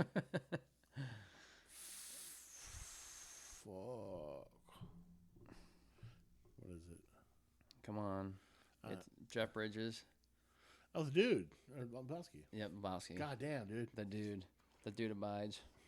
Deuterino, whatever the derivative is. I'm the dude, you know, Deuterino. That's not me. I'm I'm Lebowski. I suck your dick for $5,000. Some chance you can watch it for 10. I'm just going to the ATM. Oh, that's when what's her name was actually really good looking, and before she became crazy. When she got Julianne Moore. No. She took over Tara Reid. Oh, duh. When she came over on Wild on E, dude, her whole career and whole life went to shambles. They said after she went to Wild on after Brooke Burke. I don't know why it's such a fucking tongue twister every time I say her name. Okay. Let's see here. I just had one. Moved it. No, that's not it. That's not it. Stop with his goddamn advertisements. You gotta have some more. This is your I'm getting there. podcast. This I is know. your Dude, thing. I'm getting there. Shut up, Ariel. Some of these you wouldn't know, though. That's the problem. Leave the gun. Take the cannolis. Hey, Godfather? Yep. Man, I haven't seen that movie in a long, Same long here. time. It's overdue for a rewatch. Mm-hmm. That and Scarface. Yeah, but Scarface, their quotes are just same thing. It's way too easy to quote. Well, not all of them, but most of their big one-liner quotes are. If you say it in his accent, it gives it away. That's true. That's very true. Because that's the Italian thing. Or the See, like we're saying, like all these Rican thing. older movies have great quotes. I can't quote any new movies. I've been trying to think of some movies we've seen, and it's like all the movies are based on older movies with the same quotes and the same shit. So it's like, okay, would that really even work? I guess technically that works. right.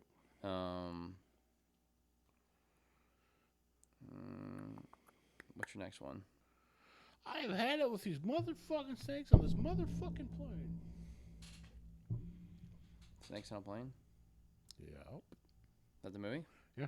Okay, I was to say like I've seen that I movie mean, that's once. obvious. I mean, I've only seen it once too. I bought it and I only watched it one fucking time. All right. Now this movie, I know we know like the back of our hand, so it's gonna be hard. But if you don't, God, there's so many things you can say. Yeah. Let's see. No, that one's too easy. It's a dead giveaway. Sounds like to me you guys are a bunch of bookies. Sounds like you watch bookies. I know you know it because they asked him, "What do you think, Winthorpe?" Oh yeah. God damn it. Trading Places. Yeah, God damn I it, can't wasn't say none of the names because automatically gives it away. Yeah. And they asked Eddie Winthrop, Murphy, and he's yeah. like, "What do you guys?" It sounds like to me. Yeah, you they guys got a are- bunch of bookies. Yeah. That's another one of those quote all day ones. Yeah. Looking good, Billy Ray. Yeah, that's why I say this to my friends. Feeling Right, good, seen them all. Lewis. Yeah, no, I was gonna say that one, but it's like, God, that's a dead giveaway. It's so stupid. Sell. Orange Julius, or what was it? Was it Orange Julius they're buying, or Orange juice. frozen concentrated, concentrated orange orange juice, juice? What it was? Yeah. Yeah. Merry New Year.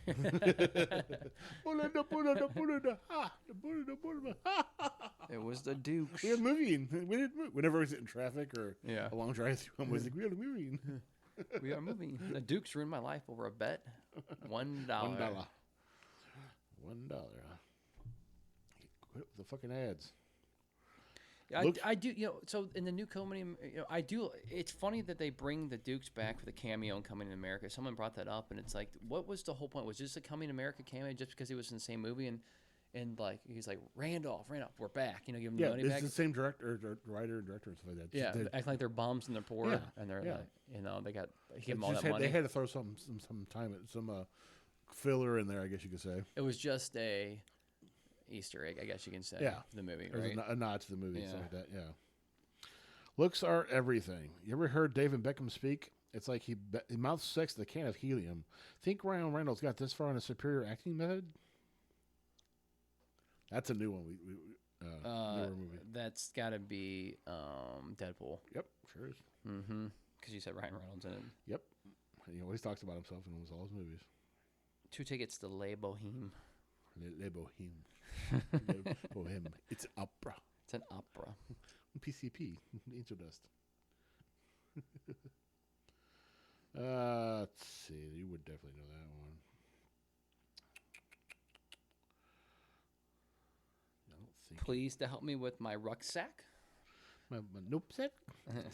But you're wearing lederhosen. I'm from Sweden. I should have said that one. You would have Yeah, known. I would know that one. Yeah. But you're wearing lederhosen. It's me, Lionel Joseph. That's why we got a quote, folks. That's what it's good about. Oh yeah. I don't know if anybody's actually still listening, but Sorry about all the dead air too. we've had a lot of dead air. Lots of quotes we're going through. Please have mercy. I have had the same underwear on since Tuesday. What fucking movie is that? Porky's? No. It's a buddy movie before Tommy Boy and those kind of movies came out. This is the 80s. Do I know this movie? You should.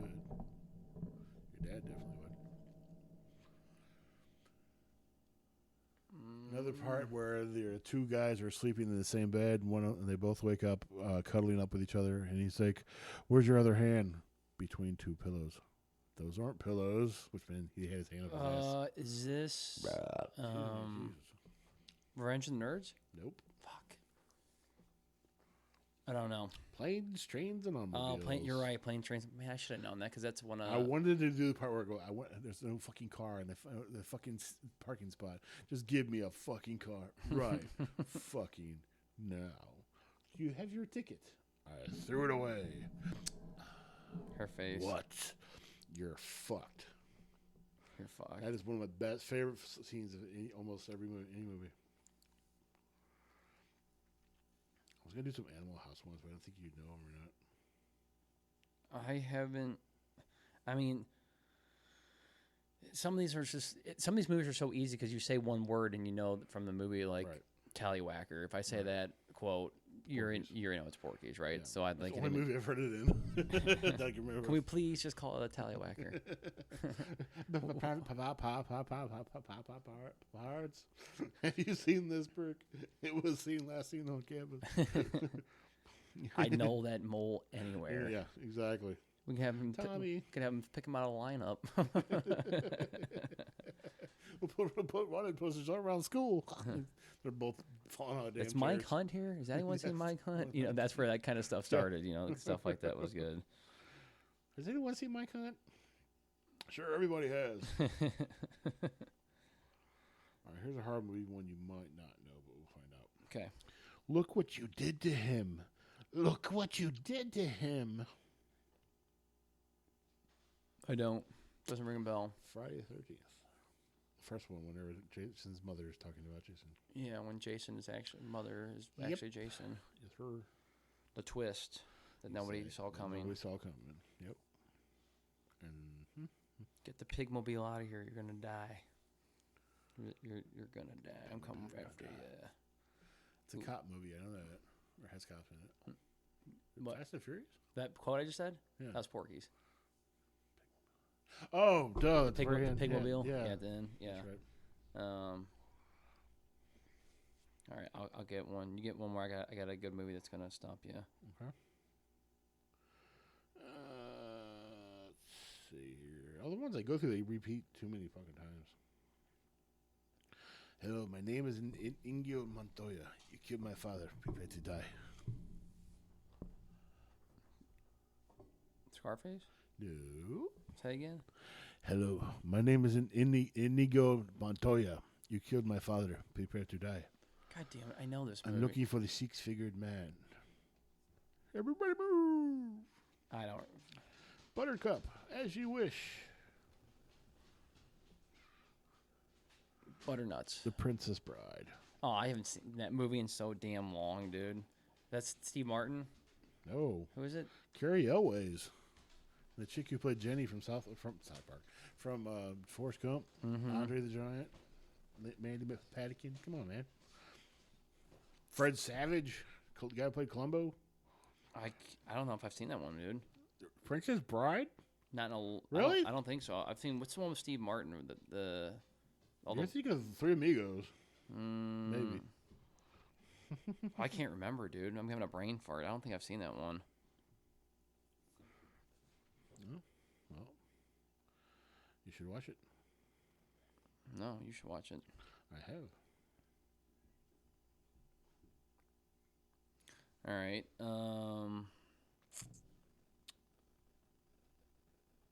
Let's see if I can find a good one that might stump you on this one. I think I can get you on this one. Since it's probably not a movie you haven't seen in a long time, it's one of my favorite movies. Mm-hmm. Let's see. I'm trying to find a good one, boys and girls. As the dog goes nuts upstairs. His Lemmy must have found a bone or something. She put there. Jen's fucking with her probably.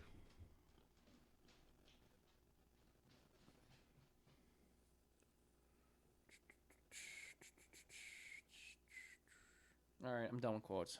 You done with quotes? I think I'm getting burnt out on the quote thing. Okay. No problem. So what you want to do then?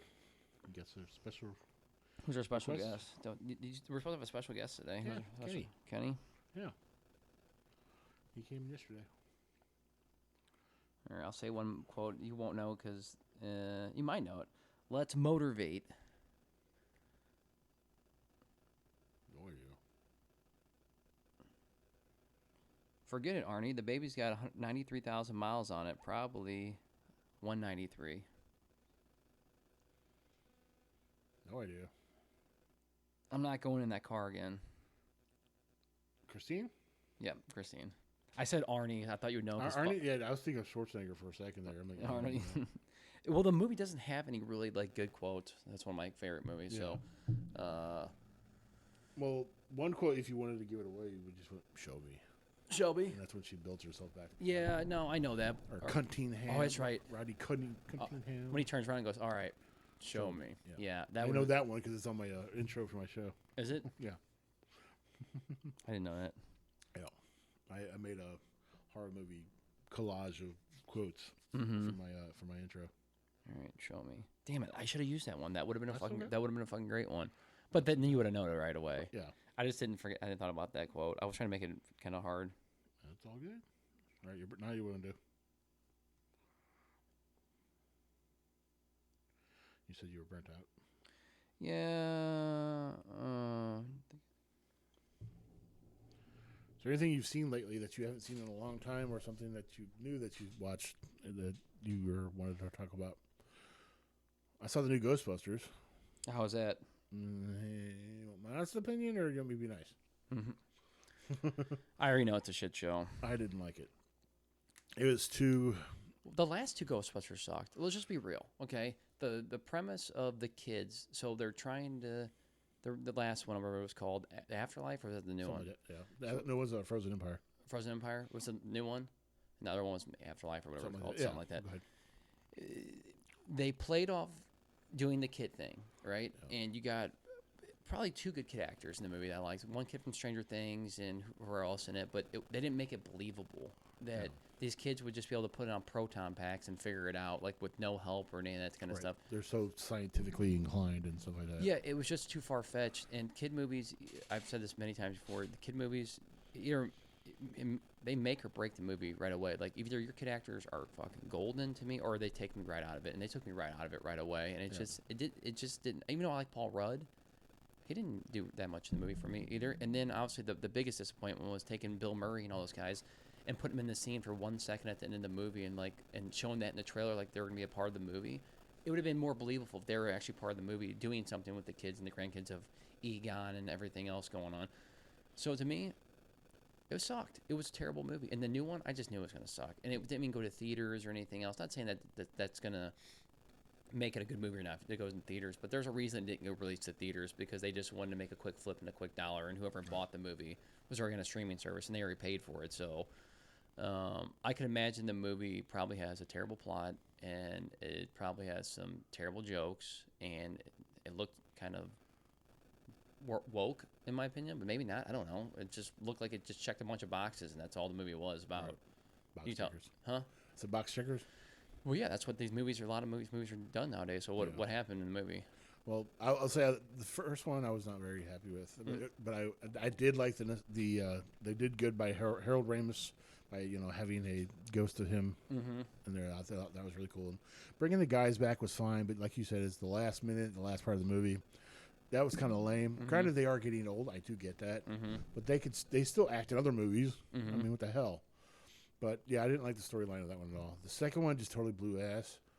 But they have more of a role in the newer one. They're in there throughout the movie instead of just at the end of the movie, which I thought was cool. But the movie is too kiddish, if you will. It's directed towards more kids.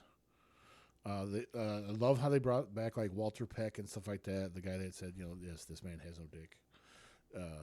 That guy at the very end, they brought him back. He's like the mayor or something important. And somebody called, and nobody said it directly, but somebody's in the crowd said, "Hey, Dickless," which I thought that was hilarious. But again, this one is too directed towards kids more, and it just blew so much ass. I'm also glad, but I also had to say that they brought Slimer back, which I thought was cool, and he actually had a couple of good funny parts in there. Yeah. But the rest of it, not so much. I figured it was just another cash grab, you know, Ghostbusters in the title, whatever, like no new, like anything that. It's 2 kids and 2 adults. Is what it is. And then at the end, everybody comes back. Annie Potts comes back, the secretary. Yeah. She comes back in it, and all 3 of the other guys are still alive. I'm like, why don't you bring fucking Rick Moranis back? Yep. If you bring Rick Moranis back, I'd be more happy with it. Yeah, but Rick Moranis said he didn't want to do anything with it because he even kind of acknowledged and said like they're not doing what they should be doing for the movie, right? Yeah. So it's just Then he just take care of his kids. You know, he doesn't need to work. He's You got know, he's he got he make all the money off the royalties off all the movies he did.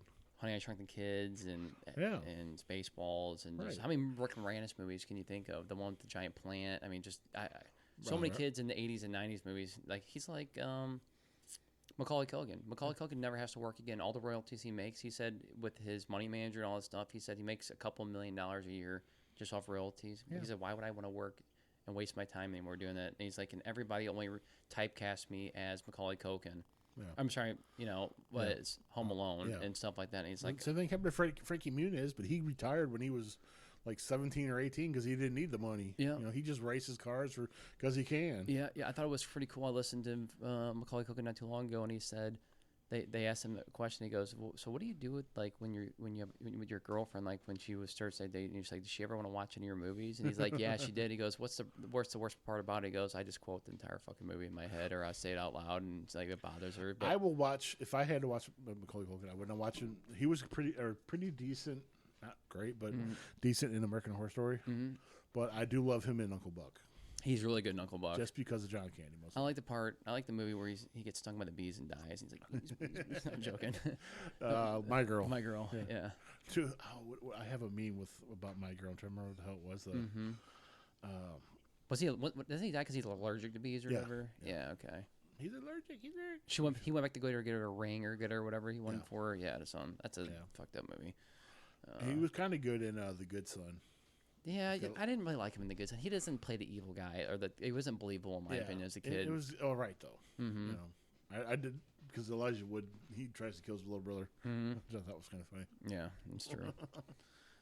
But that's it for him. I don't know anything too much about him. Yeah, no, I mean he's funny to listen to, Macaulay Culkin, but yeah, every single time I look at him, dude, he looks like a strung out drug addict sometimes. Like, or he just like he looks like he went through a lot as a kid, and Right. he probably drank and did a lot of Oh, drugs. yeah. I think he's good now though. Like, Right. but every time you look at him, he just you want to see the kid in him, or like see, but he's kind of weird at the same time. Yeah. Like when you listen to him, like he's just not. He's just not him. He just sounds like he's somewhere else. Yep, exactly. Yeah. Totally. Yeah, I haven't really seen any good. You know what movie I just watched I just watched yesterday? I've been wanting to see it for a long time. I remember seeing a trailer for it in the movie theaters. It was called Mid '90s by Jonah Hill, and it's a skateboarding movie, and it's about kids that grew up in the '90s and what the '90s was like. And he like captures. It's only like an hour and 20 minutes long, so it's not a long movie. The premise is it's a little kid. He grows up with a single mom and his brother that beats the shit out of him all the time or whatever. They grow up kind of like middle class, like lower middle class, poor or whatever. And he doesn't belong to, he's got any friends, he doesn't belong to anything. And he, what's it called? He sees these guys skateboarding and he kind of like idolizes what they do. So like he sells a bunch of shit to get a skateboard and then he like starts hanging around them, just like hanging around. And they're like, they kind of like, who is this kid? Like, why is he hanging around us? Before you know it, they kind of like, hey, dude, this dude's kind of cool. And they start hanging out with them. And then before you know it, he's part of the skateboarding vibe or whatever that's going around. Like, yeah. the kids that, hang around all day and skateboard and smoke weed and, they're kind of degenerates or whatever they can call them. Because that's what people labeled as kids in the 90s. Right. That's what skateboarding was, Right. The surfer kids or the kids that were just, up to no good. Yeah. And that's kind of the premise of the movie, and I don't want to give away the whole movie, it's just in case because you haven't seen it or whatever, but it's kind of good. It kind of encapsulates the 90s pretty good. Not the best movie I've ever seen, not the worst movie I've ever seen. It was kind of cool. I know Jonah Hill directed a movie or whatever, but it does kind of encapsulate the 90s, and you'd watch it and be like, yeah, I remember a lot of this stuff, or like you could get to feel like I think he recorded like on an older camera too, that capture like the 90s feel, like not make it like in 4K or 1080p or whatever. Gotcha. So I thought that was cool as well, but There's some true stuff that in the movie that holds, like, I guess, true for the 90s too. Because I'm like, man, I remember doing that when I skateboarded or whatever. But I was never part of any of those groups. I just like skateboarding or whatever. Right. So it was cool. It was a different movie. I haven't seen that was like a newer movie I've seen lately. I've seen Dune 1 and Dune 2. Thought both of them were good. I don't know if you've seen those at all. No, I don't want to. You don't want to? No. I don't think they're bad. I thought it was gonna be really stupid, but it wasn't. It's good. They're long movies for sure. But overall, it's a good movie. It's something. It's a time killer. Let's say like that. Whatever. Right. They're not bad actors and actresses in it. I mean, a couple of them are okay, but they're kind of overhyped. What's his name that plays? Aquaman is in it. Momoa. Yeah, Jason Momoa, and then what's her name who plays in Spider-Man? That's dates Spider-Man. That's every movie now. Dunst? No, No, the other girl. I can't think of her name right now either. Yeah. But she's in every movie too, and she's actually pretty good at it as well. But she's kind of, I hate that how Hollywood gets like the grasp of one person, and like they're really hyped up, like Chris Pratt was, and he's like put into everything, every movie. Yeah. Because he's the hot commodity or whatever. Like Chris Pratt's doing the Garfield movie. You see that? saw that. I actually want to see that because Chris Pratt said he's like, I grew up with Garfield and I really like Garfield. Like I like seeing actors and actresses that are good at like. Have you seen the guy that plays in the new Halo TV show? Actor. I can't remember his name either. I'm bad right now. But I watched an interview with him, and he's like, dude, my entire childhood, I grew up playing all the Halos with all my friends. So he's like, when they got this opportunity, I jumped at it because he's a Halo fanboy. Yeah. And people are like, the show is so good because of him. Like, he actually gets into it and, like, Right. actually knows stuff about Halo. So I was like, that's Right. cool. I haven't watched it yet. I thought it was going to be a big bomb, but apparently a lot of people that played Halo growing up, mostly boys, said it's good. I didn't know if you'd seen it or checked it out yet or even heard of it. I have not. I have heard of it, yes. Mm-hmm. I saw Tower Heist, which I thought was kind of good. Mm-hmm. It's got Ben Stiller, Eddie Murphy. I've heard of it. It's on Netflix. Uh-huh. It's pretty good. It's basically like this guy gets pissed off because his boss doesn't treat him the way he's supposed, like he should. Mm-hmm. So he gets revenge on his boss, so to say. Mm-hmm. And it's they try to. It's funny. I don't want to blow the movie. There's apparently a treasure in his boss's office that they have to try. They're trying to break into to find. Mm-hmm. And I don't want to tell you where it is because it's funny when you find out what it is. Mm-hmm. I kind of give it away when I say what it is, not where it is. Mm-hmm. But it's kind of funny and shit, and then it's pretty good for an more recent Eddie Murphy. I think since Ben Stiller is not acting as much, I thought he was pretty good in it too. Mm-hmm. There's other famous people that are in it that I totally blanking right now, but those two are the biggest ones. But yeah, totally see Tower Heist. I'll watch it. That sounds Funny. It's funny as hell. It sounds good. I like. I'll be honest with you. Did you watch the roast of Tom Brady? No, What? we only watched the Nikki Glaser version. Okay, so I watched the whole thing, in chunks. I watched it for like an hour, and then I watched the other hour because it's like 3 hours long or whatever. That's the hardest I've laughed in a long time, and it's like, I'll be honest with you. I just listened to Rogan talking about it. He's like, everybody in America needed that right now. Like, everybody needed a good laugh. And, like, Tom Brady going up there and, like, letting his wife get destroyed about cheating on him and doing all this other stuff and all of the stuff they did. There was no filter. There was nothing. There was no context. Or subject they weren't allowed to touch. It was real comedy, unfiltered, untouched, raw. And I laughed, dude. It was so good. My favorite one is the Tony Hinchcliffe one at the end is so fucking good. He just goes off the cuff, he said, and just started making fun of shit. I mean, obviously he had some jokes pre-planned, but he does one on Kim Kardashian at the end that's fucking hilarious.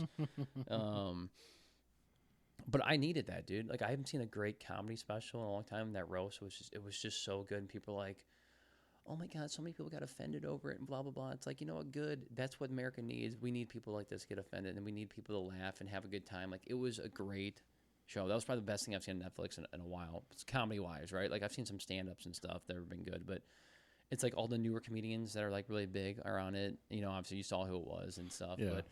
but I thought it was good. I thought it was really good. I haven't laughed like that in a long time. I mean, my face hurt some of the parts after laughing. Nikki Glaser actually had the best bit out of Yeah, everybody. that's what we've been listening here on a radio show Jen listens to. Nikki stole the fucking show. Well, she did. She and ripped into everybody. she so had a couple hard. ones that she didn't put on there, and like she read them on Howard. I listened to it on Howard I haven't yet. I have it saved. on the clips or whatever. Yeah, so I listened to it. what she says. Some of the stuff's okay. Some of it's not the greatest, but I'm sure her delivery was better. Like if she would have said the joke or whatever. But she said she backed off because some of them, she's like, Mom, probably could have been a little too hard on Tom or who or whatever, or other people or whatever. And but because of that, dude, she's blown up because of that little part. She was on Howard. She was on like Tonight Show, obviously that nobody watches anymore. That's dead. Yeah. But still, like she's making her rounds and stuff, and Howard's still got a big following, so it's not like he's a dead person at all. But I wouldn't be surprised to see her on Rogan here pretty soon. Oh yeah, I 'cause guarantee she's probably been on him. Well, it's already. funny because he talked about her. She's like they've been saying her name for a while, and like she's great, she's underground, but because she's a woman, a lot of people don't give her the credit this credit's due. And it's like obviously there are funny women comedians. There's been ones for a long time. Roseanne Barr used to be huge. Yeah. Right. So did Whoopi apparently a long time ago before she Yes, she was. I remember crazy those days. woke. Here's a little tidbit for you, but you didn't know. Do you know where Nikki Glazer's from? Missouri, Yep, Granite City. Granite City. Yep. Mm-hmm. She had a show on. I'll be honest, she's pretty good looking too. Oh yeah. Mm-hmm. She even talks about it. Her I don't know if we can say the word on. Well, we could probably say it on YouTube. Mm-hmm. She talks about her pussy a lot, in her stand up a lot. Well, she's a girl, and guys refer to their dick a lot. They like the dirty. Yeah, they like the dirty and jokes. she refers to that a lot because women can relate to it, right? And it's funny. And then guys hearing her talk about that, the raunch and whatever, it's funny. Gets them to- It's not the PG-13. You're adults. You're going there to listen to funny stuff, and she says it, and that's what people want to hear, dude. That's what I want to hear when I want to hear a comedian. It's funny too with Jen's been following her because, like I said, she's been on 104 a lot. Her new on the Courtney Show. She's always talking about her boyfriend. Her boyfriend actually is one of the hosts on the Courtney Show. Oh, really? Yeah, they've been together for 10 years, like you said. I think they've been boyfriend, girlfriend. I'm not sure. She said 10 sure if years they're- on the show. Yeah, at they've the been time. together. Yeah, but I don't know if they were actually married yet because she had a show. She had a show like following her on tour and stuff like that, where he proposed and they never showed what her answer was, and she always talks about her boyfriend. So I don't know if they're still boyfriend girlfriend, Yeah. or if they're married and not telling anybody. I don't know. Or it could just be part of her stand-up shtick, or Yeah, maybe she's getting people exactly. interested or Yeah, whatever. Exactly. She just came out with the new special, or I'm sure this was released the way it was supposed to be released, and maybe it's new, maybe it's not, or maybe it's an older one. I don't know because I don't follow her. But right after the Netflix special, I just saw like HBO this week or maybe last week they released her stand-up on HBO. It was like Nikki Glaser, brand new or whatever. Could be older stand-up, whatever. But I'm sure since she's popular, people are gonna jump on it just for the ratings, for people to watch her stuff. She does great at all the other roasts. Like Rob Lowe, she did really fucking good. Rob Lowe was a good one too. I can't remember. I think the Trump one she was good at. Mm-hmm. I want to say she was in the Charlie Sheen one, but I don't remember. Charlie Sheen was good. Justin Bieber was pretty good. Bieber one too, dude. I'm glad they ripped into that girl. Yeah, I am so sick of fucking Bieber. you love Bieber. You're a believer. Fuck that, dude. He's the kind of person that doesn't have to work ever again either. Like, yeah, and he's married to what's her name's daughter or whatever. Dude, it he is. should fucking stay with Selena Gomez, man. She's fucking she's hot too. Well, you hot guys, you're high. What do you wanna share the love when you're a dude Exactly, dude. or a girl? They all do it, right? But I think he's engaged to her or whatever, or they're getting married or they have kids or something now, whatever. But dude, half these fucking musicians now, even like the YouTube star musicians, are making so much fucking money anymore. They don't need to work. Like hell, I heard a thing with at the beginning of the year. What's her face? Taylor Swift made just on Spotify songs. I think it was one or two songs. She made $100 million on just Spotify royalties.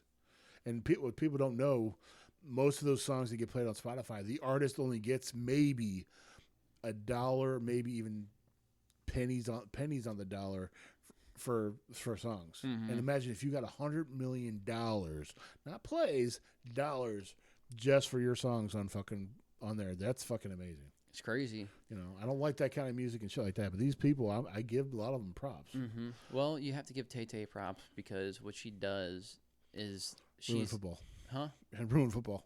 Yeah, ruin football. She is like She's a hot commodity. she's the hottest commodity.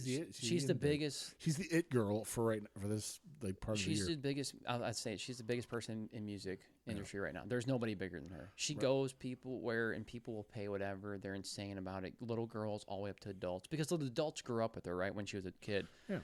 I will say, like, as she's gotten older, because my wife's been obsessed with her forever. Oh boy. that she is definitely doesn't really appeal to children anymore like she used to. But Yeah. when she was a kid, she appealed to kids. Well, Or look at whatever. Miley Cyrus. She was fucking Hannah Montana. Yeah. Then she turned into, fuck me up in the ass girl. Yeah, but at the Okay. same time, I get why people follow her and what she does, or whatever. And dude, she's got a lot of influence, or whatever. I don't like her music. I think a lot of people have told me like, as she's gotten older, her music's not as good. It's the lyrics that she writes. That's why people enjoy her music because she makes it like personable and people, Yeah. and then people want to figure out everything about what the quotes mean and what they do, whatever. It's like a whole game these people play with Taylor, or whatever. Yeah. And I'm sure everybody is with their musicians. Actually, there's music means something to everybody. Like I'm sure Oh, all yeah. the Metallica songs, there's a bunch of them that mean something to somebody, Yeah. either in the band or to the band, right?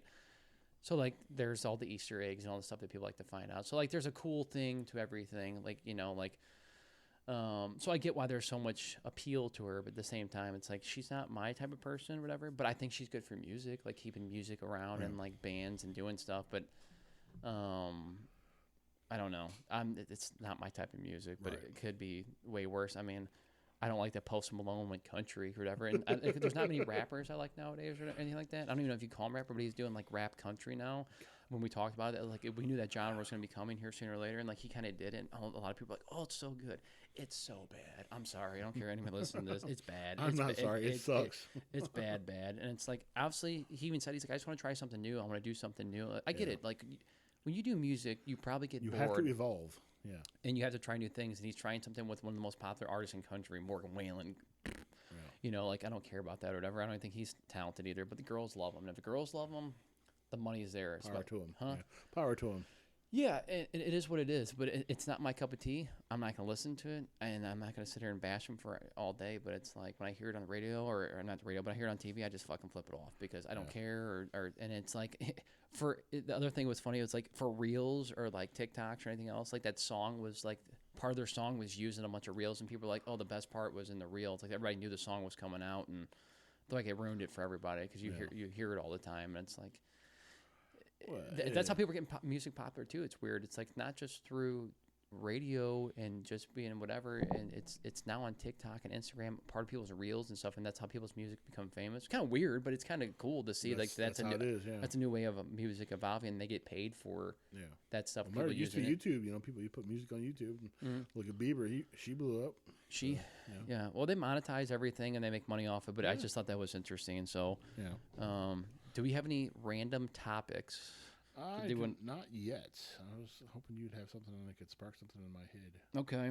I always have like deep thoughted ones, and this one can pertain to pretty much everybody besides kids, because kids can't really discuss this kind of stuff, or they haven't been through enough life lessons. So I always bring shit like this up.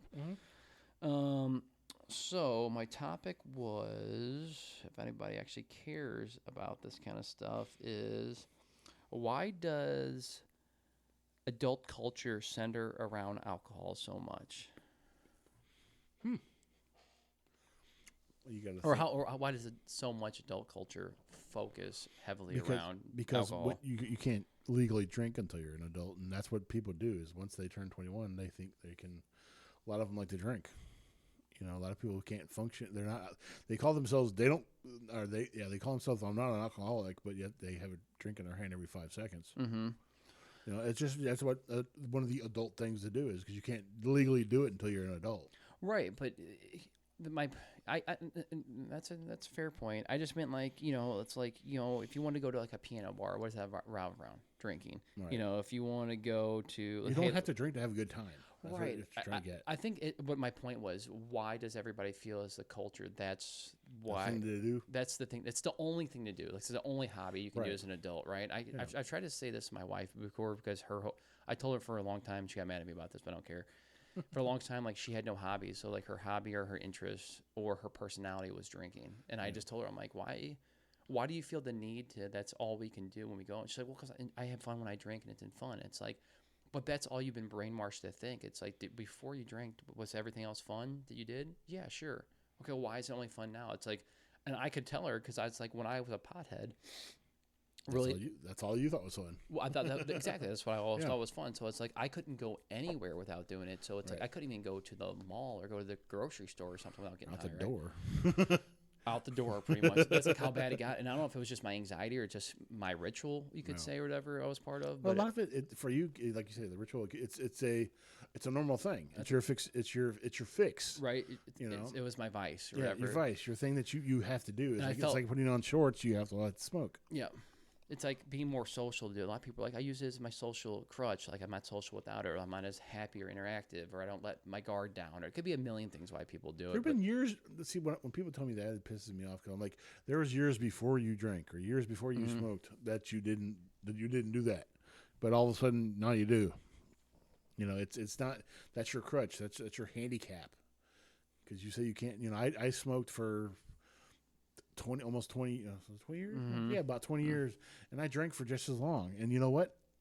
I don't do either one of them now. Mm-hmm. You know, and I haven't done either one of them in good almost about 10 years now. Well, I had little shots here and there when New Year's, what have you. Mm-hmm. But other than that, I haven't drank heavily as much anymore. You know, I haven't had cigarettes since either 2011, 2009. I can't remember. I think 2011.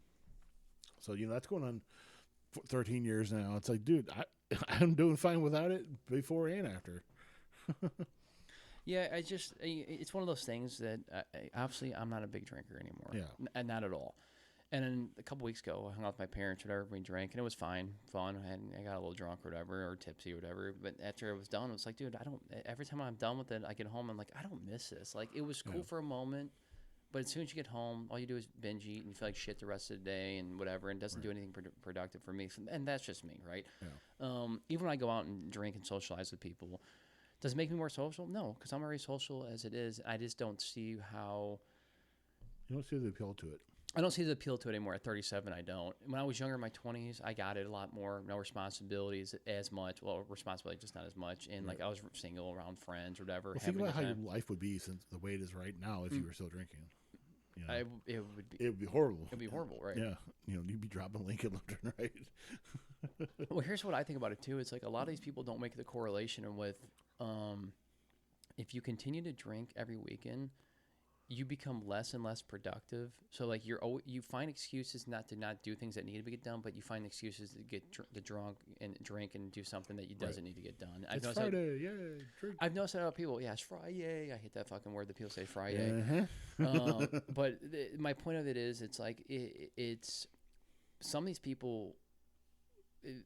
Like I said, it's their hobby. So like they look forward to it, and they put that over other priorities. I've seen it with adults. I see it happen all the time, even with people now with kids that do it every weekend. Like every weekend they went to work all week, so it's Friday. Oh, I got a babysitter. I'm gonna teach the kids on the babysitter, and then we're going to get hammered all week, whatever. And I see it in their stories, and they still kind of live it up like they're in their 20s, which some people teach their own. That's what they're into. That's what they do. They might not do sports or do activities with kids or do anything else, or their kids have gotten to the age where They're having kids. or they don't have any kids, right? That's true too.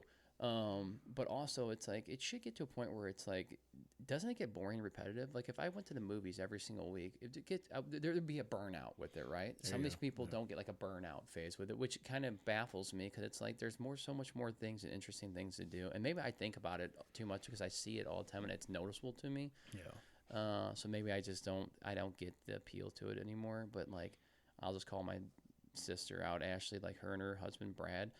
They love to drink, and that's fine. And they're fun to be around when they drink, whatever. But every time I see them, and I don't care if she hears this or not, but it's like that's all they do, or that's all I think they do, because that's all I see every time I see them. The first thing they do is they always have drinks in their hands when they come over. It could be a Thursday night, and my parents, they have a glass of wine, or Friday they could come over to my house or whatever. Yeah. And they can't just come over and hang out. They got to bring their bottles of booze and drink on it. And they're not the only people that are like this. This is a lot of people. So. Right. When me and Laura come over, it's like we don't bring bottles of booze or anything over. Like, maybe it's already there. But we're there. But like, no, it's already there. The alcohol there, or the alcohol's already there. But at the same time, it's not our first thing we think about. Like our life doesn't surround around it. Right. But like for her, sorry, I'm gonna call you out again. It's like her social interaction and like structure, what she does every weekend. That's what her life revolves around. Like when they get off, like let's go to the drink. Let's go drink this. And, I think it's a lot of people. And that's what I'm trying to get. It's like, it's kind of baked into everything. Everybody knows. Obviously, it makes a lot of money. So, and that's what people want to do. They want to socialize and drink or whatever at all ages, younger to adults or whatever. So it's like you're saying, why can't people have fun without it? Because they forgot how to have fun without it. I think that's the moral of the Yeah, my if they've point. done it for so long, they don't know what it is or what it's like. Right. When they do it without it, like, man, this isn't fun, or it's not as fun. And Or I'm not having fun. Just to get bored. I'll be honest with you. Even when I was a kid, maybe one out of like 15 times I would drink, or 20 times I would actually have like a lot of fun. Most of the other times I was just doing it because everybody else was doing it. Yeah. Like the social pressure of being around people. Right. And then you notice too, when you stop doing it, you lose a lot of friends, or people like don't want to hang out with you because like, Randy's no formal work if you don't drink. And it's like, He's a prude. huh? He's a prude. He's a prude. Yeah. So I don't know. Oh. That was one of my random topics I brought. It's all good.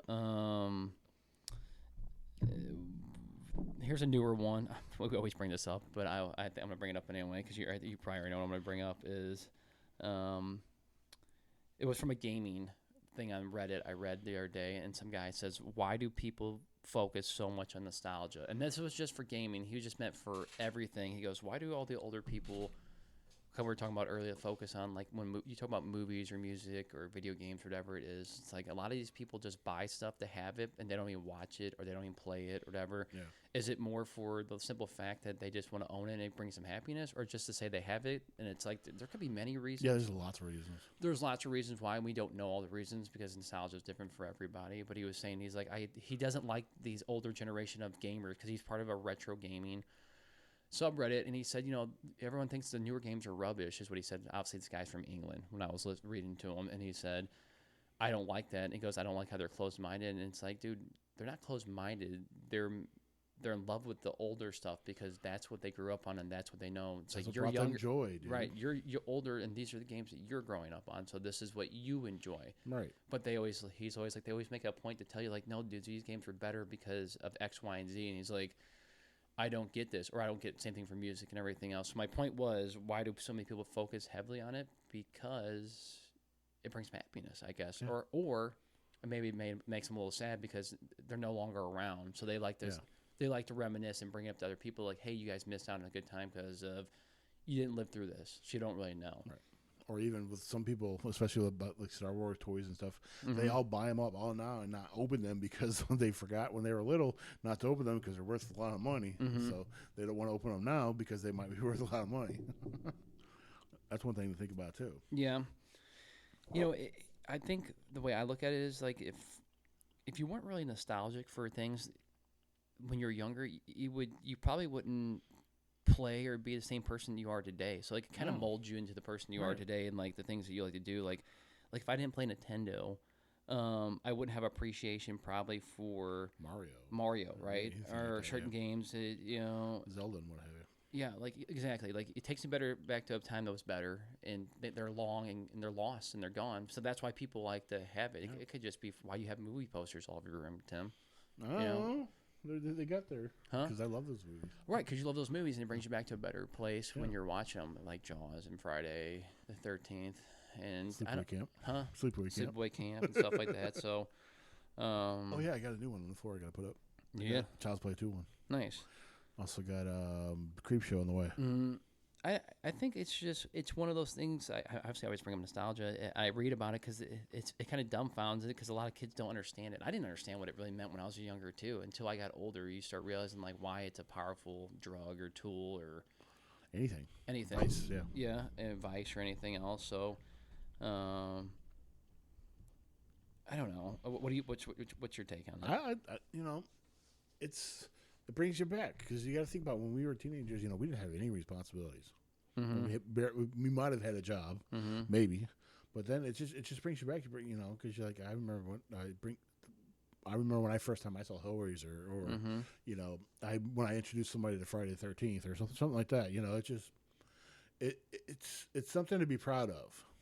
It's something that brings back memories that you can pass on down to people, and then maybe they can enjoy it because there are people out there that are happy that other people are happy. If someone I know is having a downtime, whatever, I'll mention something like, "Hey, remember that part in Gremlins?" And then if I get a smile out of them, I'm happy. It's like that's great. I did my job. It's something that I can share with people. It's like it's a conversation, maybe even a conversation starter. Yeah. Because I could sit here and mention Pet Cemetery, and until me and you could talk about it for a half an hour or so, stuff like that. It's something to talk about. It's a conversation starter. It's I can talk about the first time I seen Omen, and you can talk about the first time you seen Omen. We can compare notes, or if we're trying to get someone to watch the movie, and we both gang up on them, say, well, you should watch it because of this. Yep. That kind of stuff.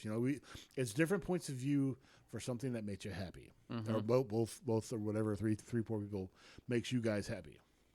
Because if I get one review of Rick and Morty, say, oh, it was all right. It's got this, and that, and I'm like, okay, well, that's not enough. I got to hear somebody else say it. And then if I hear somebody, oh, yeah, you should watch it because of this. Yes. Or I should, I want to hear different points of view with it sometimes, not all the time. If it concerns like a movie franchise I've already seen, I'm going to watch it no matter what. Right. Because I'm a completionist like that. Yep. But then other times, like if I've never seen something, I want to hear a couple of my people's reactions on it because I know I trust those people. Right. Like I've said before, I have 3 people I want to see. I ask about movies before I see certain movies. And if 2 of the 3 don't agree to watch it, then I'm not going to watch it. What about me? Do I get that? Yeah, you're part of that. Do I get that nod once in a while? Yeah. Depending on what the genre is. Exactly. If it's Harry Potter, I'm not going to listen to you at all. Right. Even though I know everything about Harry Potter. Yes, you know everything about Harry Potter. Yeah, it's Harry Pothead. That's a good book too. That was actually in Scary Movie. Right? I know. That's where I got it from. Yeah, I know. Someone made a good point, and I forgot to bring this up. Is like some guy said the reason people are so heavy on nostalgia, and this is a good point, and I think you can relate to especially to music, especially probably movies, and lots of video games. Was 40 years ago, you could walk into an arcade game, right?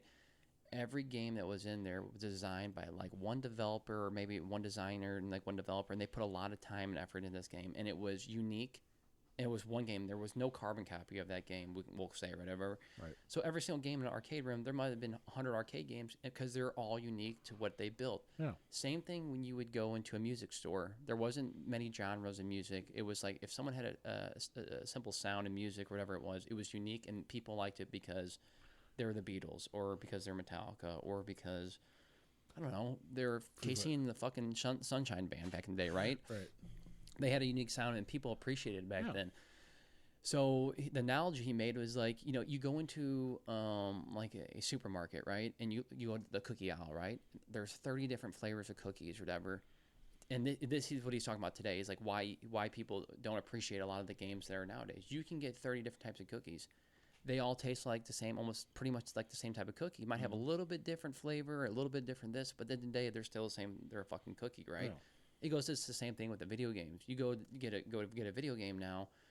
They might say they're different, but they're all variations of the same game, or they're the same type of game. Like they could be a first-person shooter, or if it's in that genre, or it could be Last Man Standing, where they're all kind of doing that, whatever. They've been pretty much been copied.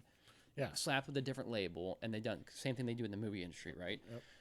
And he goes, that's why there's a lot of people that have nostalgia for it. He goes, they don't want the same 20 different cookies with a different brand. They want something that was original idea, that was good to them, and they brought them back to this place where like they remember. And it's like that was something that was cool at the time. You guys won't understand because you never walked into an arcade and saw 100 arcade cabinets and 20 pinball machines, but they're all unique and different. Right.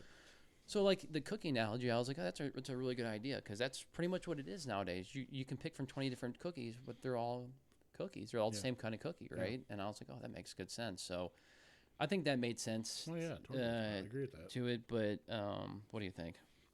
Yeah, I totally agree with that. It's the same bells and whistles, just different name on it, different brand on it, whatever. Mm-hmm. Perfect example of that was back in PS1 days. Mm-hmm. A lot of the games that they had were not carbon copies, actual copies of the same fucking thing. Like Raw is War, whatever, Monday Night Raw, whatever game they had first that came out with. If you played that and the ECW game, it's exactly the same except for different wrestlers, different colors. Everything else is exactly to a T the same. Right. Because it was easier to do that back then, Right. to or to copy games. Right. The kind of way he put it was, is like back in the day, and I'm staying on the cookie analogy, so we'll just use it for a minute because it makes sense or whatever. You're making me want cookies now. Huh? You're making me want cookies now. Yeah, I know. He's like, back in the day, there was one baker, right? Yeah. If you wanted this chocolate chip in your town cookie, you go to that one bakery, Right. and the guy can make it with big, large, small, Yeah, whatever. whatever. But he put time and effort into it and made it quality, right? As time came in, things get mass produced. Quantity or Quality, exactly. The quality of it dies, and just for the quantity. And it's the same thing with games, music, anything else. Yeah. It gets drowned out, and people get burnt Tired out. of it, They get sick of it, right? And they're not used to that Then anymore. just go So to another baker and get a sugar cookie.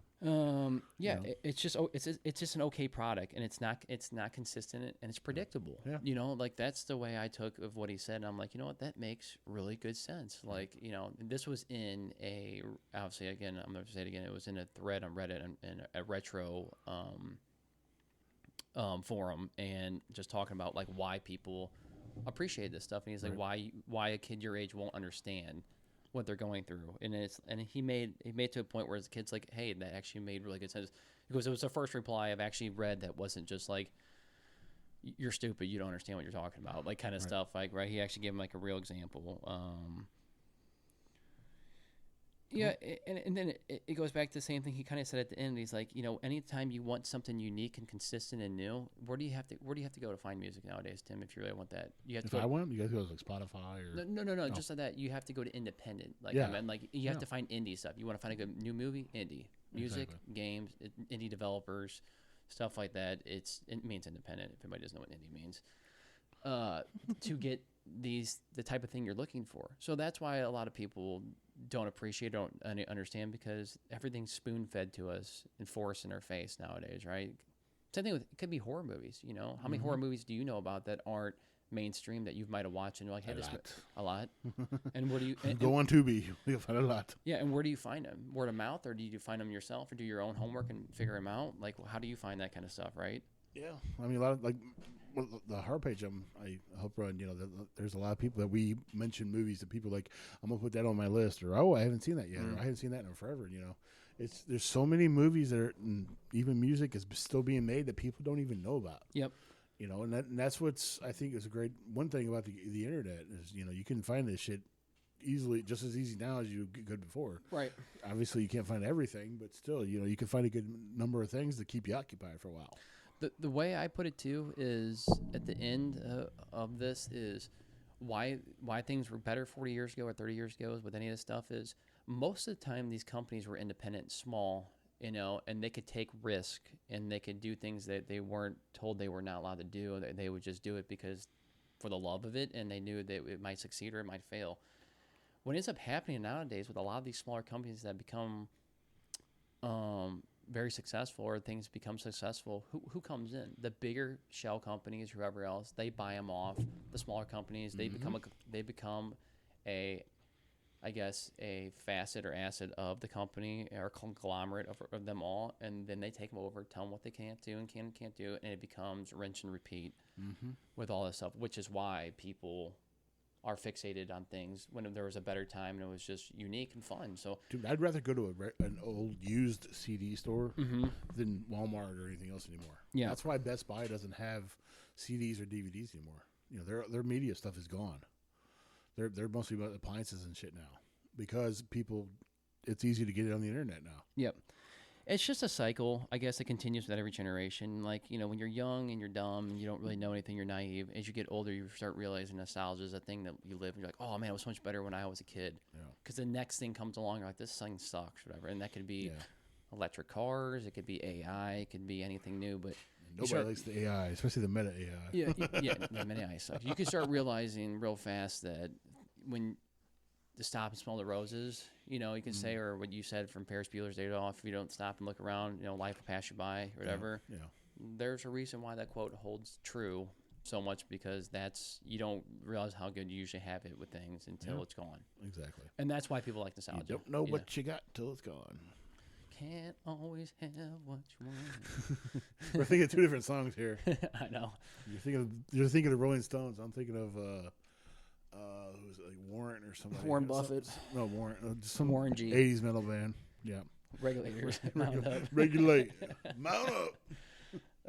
No, but for real, those are my two side topics. Did you come up with any ones? No, I didn't. Sorry.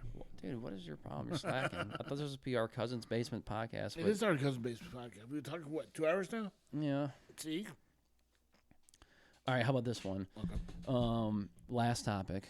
We'll end it right here, folks, or I'll keep talking. Yes, you will. Here's a random one. Married men, what, if anything, are you unable or unwilling to share fully, openly, and honestly about yourself with your spouse? I don't think Jen wants to know every detail of my life. She might want a good part of it or a reason why the way I am. But I can't even explain why the way I am. I'm just me. I could tell her pretty much everything. If she wants to know something. I'm not. We share passwords with stuff like that. So we trust each other enough where we can tell each other stuff. Mm-hmm. So I mean, I have no problem with sharing anything. If she was my girlfriend, it'd be one thing. But if she's the wife, it's totally different. I have to. It's not one of the things that you have to do. It's just a must. It's part of trusting someone. Because I've met people so many times, like they're like, I'll tell you a secret, and you can't tell anybody. I have so many secrets about my friends. I could ruin marriages, that kind of stuff, and I'm not going to do that because I don't want something held over my head. In case, because I know people who get in fights and then they bring shit up. Yeah. Like, perfect example. A couple friends of mine were in a big fight, and then they said something like, oh yeah, well, I slept with your brother. Or, I knew I did. It's like, fuck. Yeah. Soap opera. I don't like the soap opera shit. Yeah. To comment on that post or whatever about the whole thing, it's like I don't have any skeletons in my closet, and if I do, obviously probably me and Laura don't know every waking thing of our entire life about each other, but we've shared everything that's probably the most important that you need to really know about your spouse, right? Yeah. There's certain things that probably don't do anything beneficial by bringing it up and showing people something that happened a long time ago. And it's like, why is it? It's not even relevant. Exactly. It's not important. So obviously maybe there's skeletons in the closet. It could be. You can call it whatever you want. Right. But they don't have to know everything. Yeah, I don't think everything that's important to me is shared. Anything that's not important, I don't share because it probably doesn't do anything. And obviously, like, I don't talk about everything I do when I game or everything I do at hockey or everything I do. Right. But like the important stuff, obviously does it. But it's like, I don't know. Maybe it's a loaded question because our wives listen to this podcast and they hear us. They're gonna figure out our secrets. Really now? But no, for real. I don't know. It was just a random question. But you cool? No, you're not cool. I'm cool. I'm awesome. I think it's just one of those things. I think everybody, probably talks about stuff in their own time about their spouse that they just don't want other people to know. So like, well, that's a given. People say things that your spouse does that annoys you, or things that you don't like that you guys do together that you guys don't agree on, or something stupid. Like any of that kind of stuff is probably pretty frequent within most marriages, right? Right. Yeah. Exactly. So it's not like it's not just mine and it's yours. not Whatever. it's not foreign. It's Yeah. not something that people just do. Everybody has somewhere to vent and bitch about, right? Right. Everybody has to bitch about something. Everybody needs that outlet, and you can't bitch to your spouse about it because you guys talk about everything. It's about them. and then they can just weaponize it against you or whatever, right? Right. Totally. That's the way I feel about it. So, yeah. Cool. What'd you think about this podcast? I like this one. Yeah. Too bad we had a lot of dead air with the quotes. Sorry, guys, about that. But because we had so many, but then we didn't know how we get through them so fast. Well, that's because we're good. Well, there's a couple I didn't know, and that was just me too. Don't worry. It is what it is. But it's all good though. But I really like this one. Yeah, I did too. Tom Brady just said, "I didn't like the way that it affected my kids. I wouldn't do it again." Talking about the roast, and it's like it took a roast to figure out that this wouldn't affect your kids. Well, let's reinterpret that. What he said. I didn't like it because my ex-wife who cheated on me got roasted, and then it affected my kids because probably they got made fun of at school about the roast, but my mom and all the jokes and all that stuff. That's what a fucking roast is for. You're supposed to, beat up the people. It's a joke. It's a comedy. They've been doing it for fucking years. I was saying that it's like you should have thought that prior to getting on there. Like, exactly. How it affects my kids and everything else. It's like, at the end of the day, not like you needed to be any more popular. Tom Brady won like 7 Super Bowls. Like everybody knows your fucking name. Yeah. You know.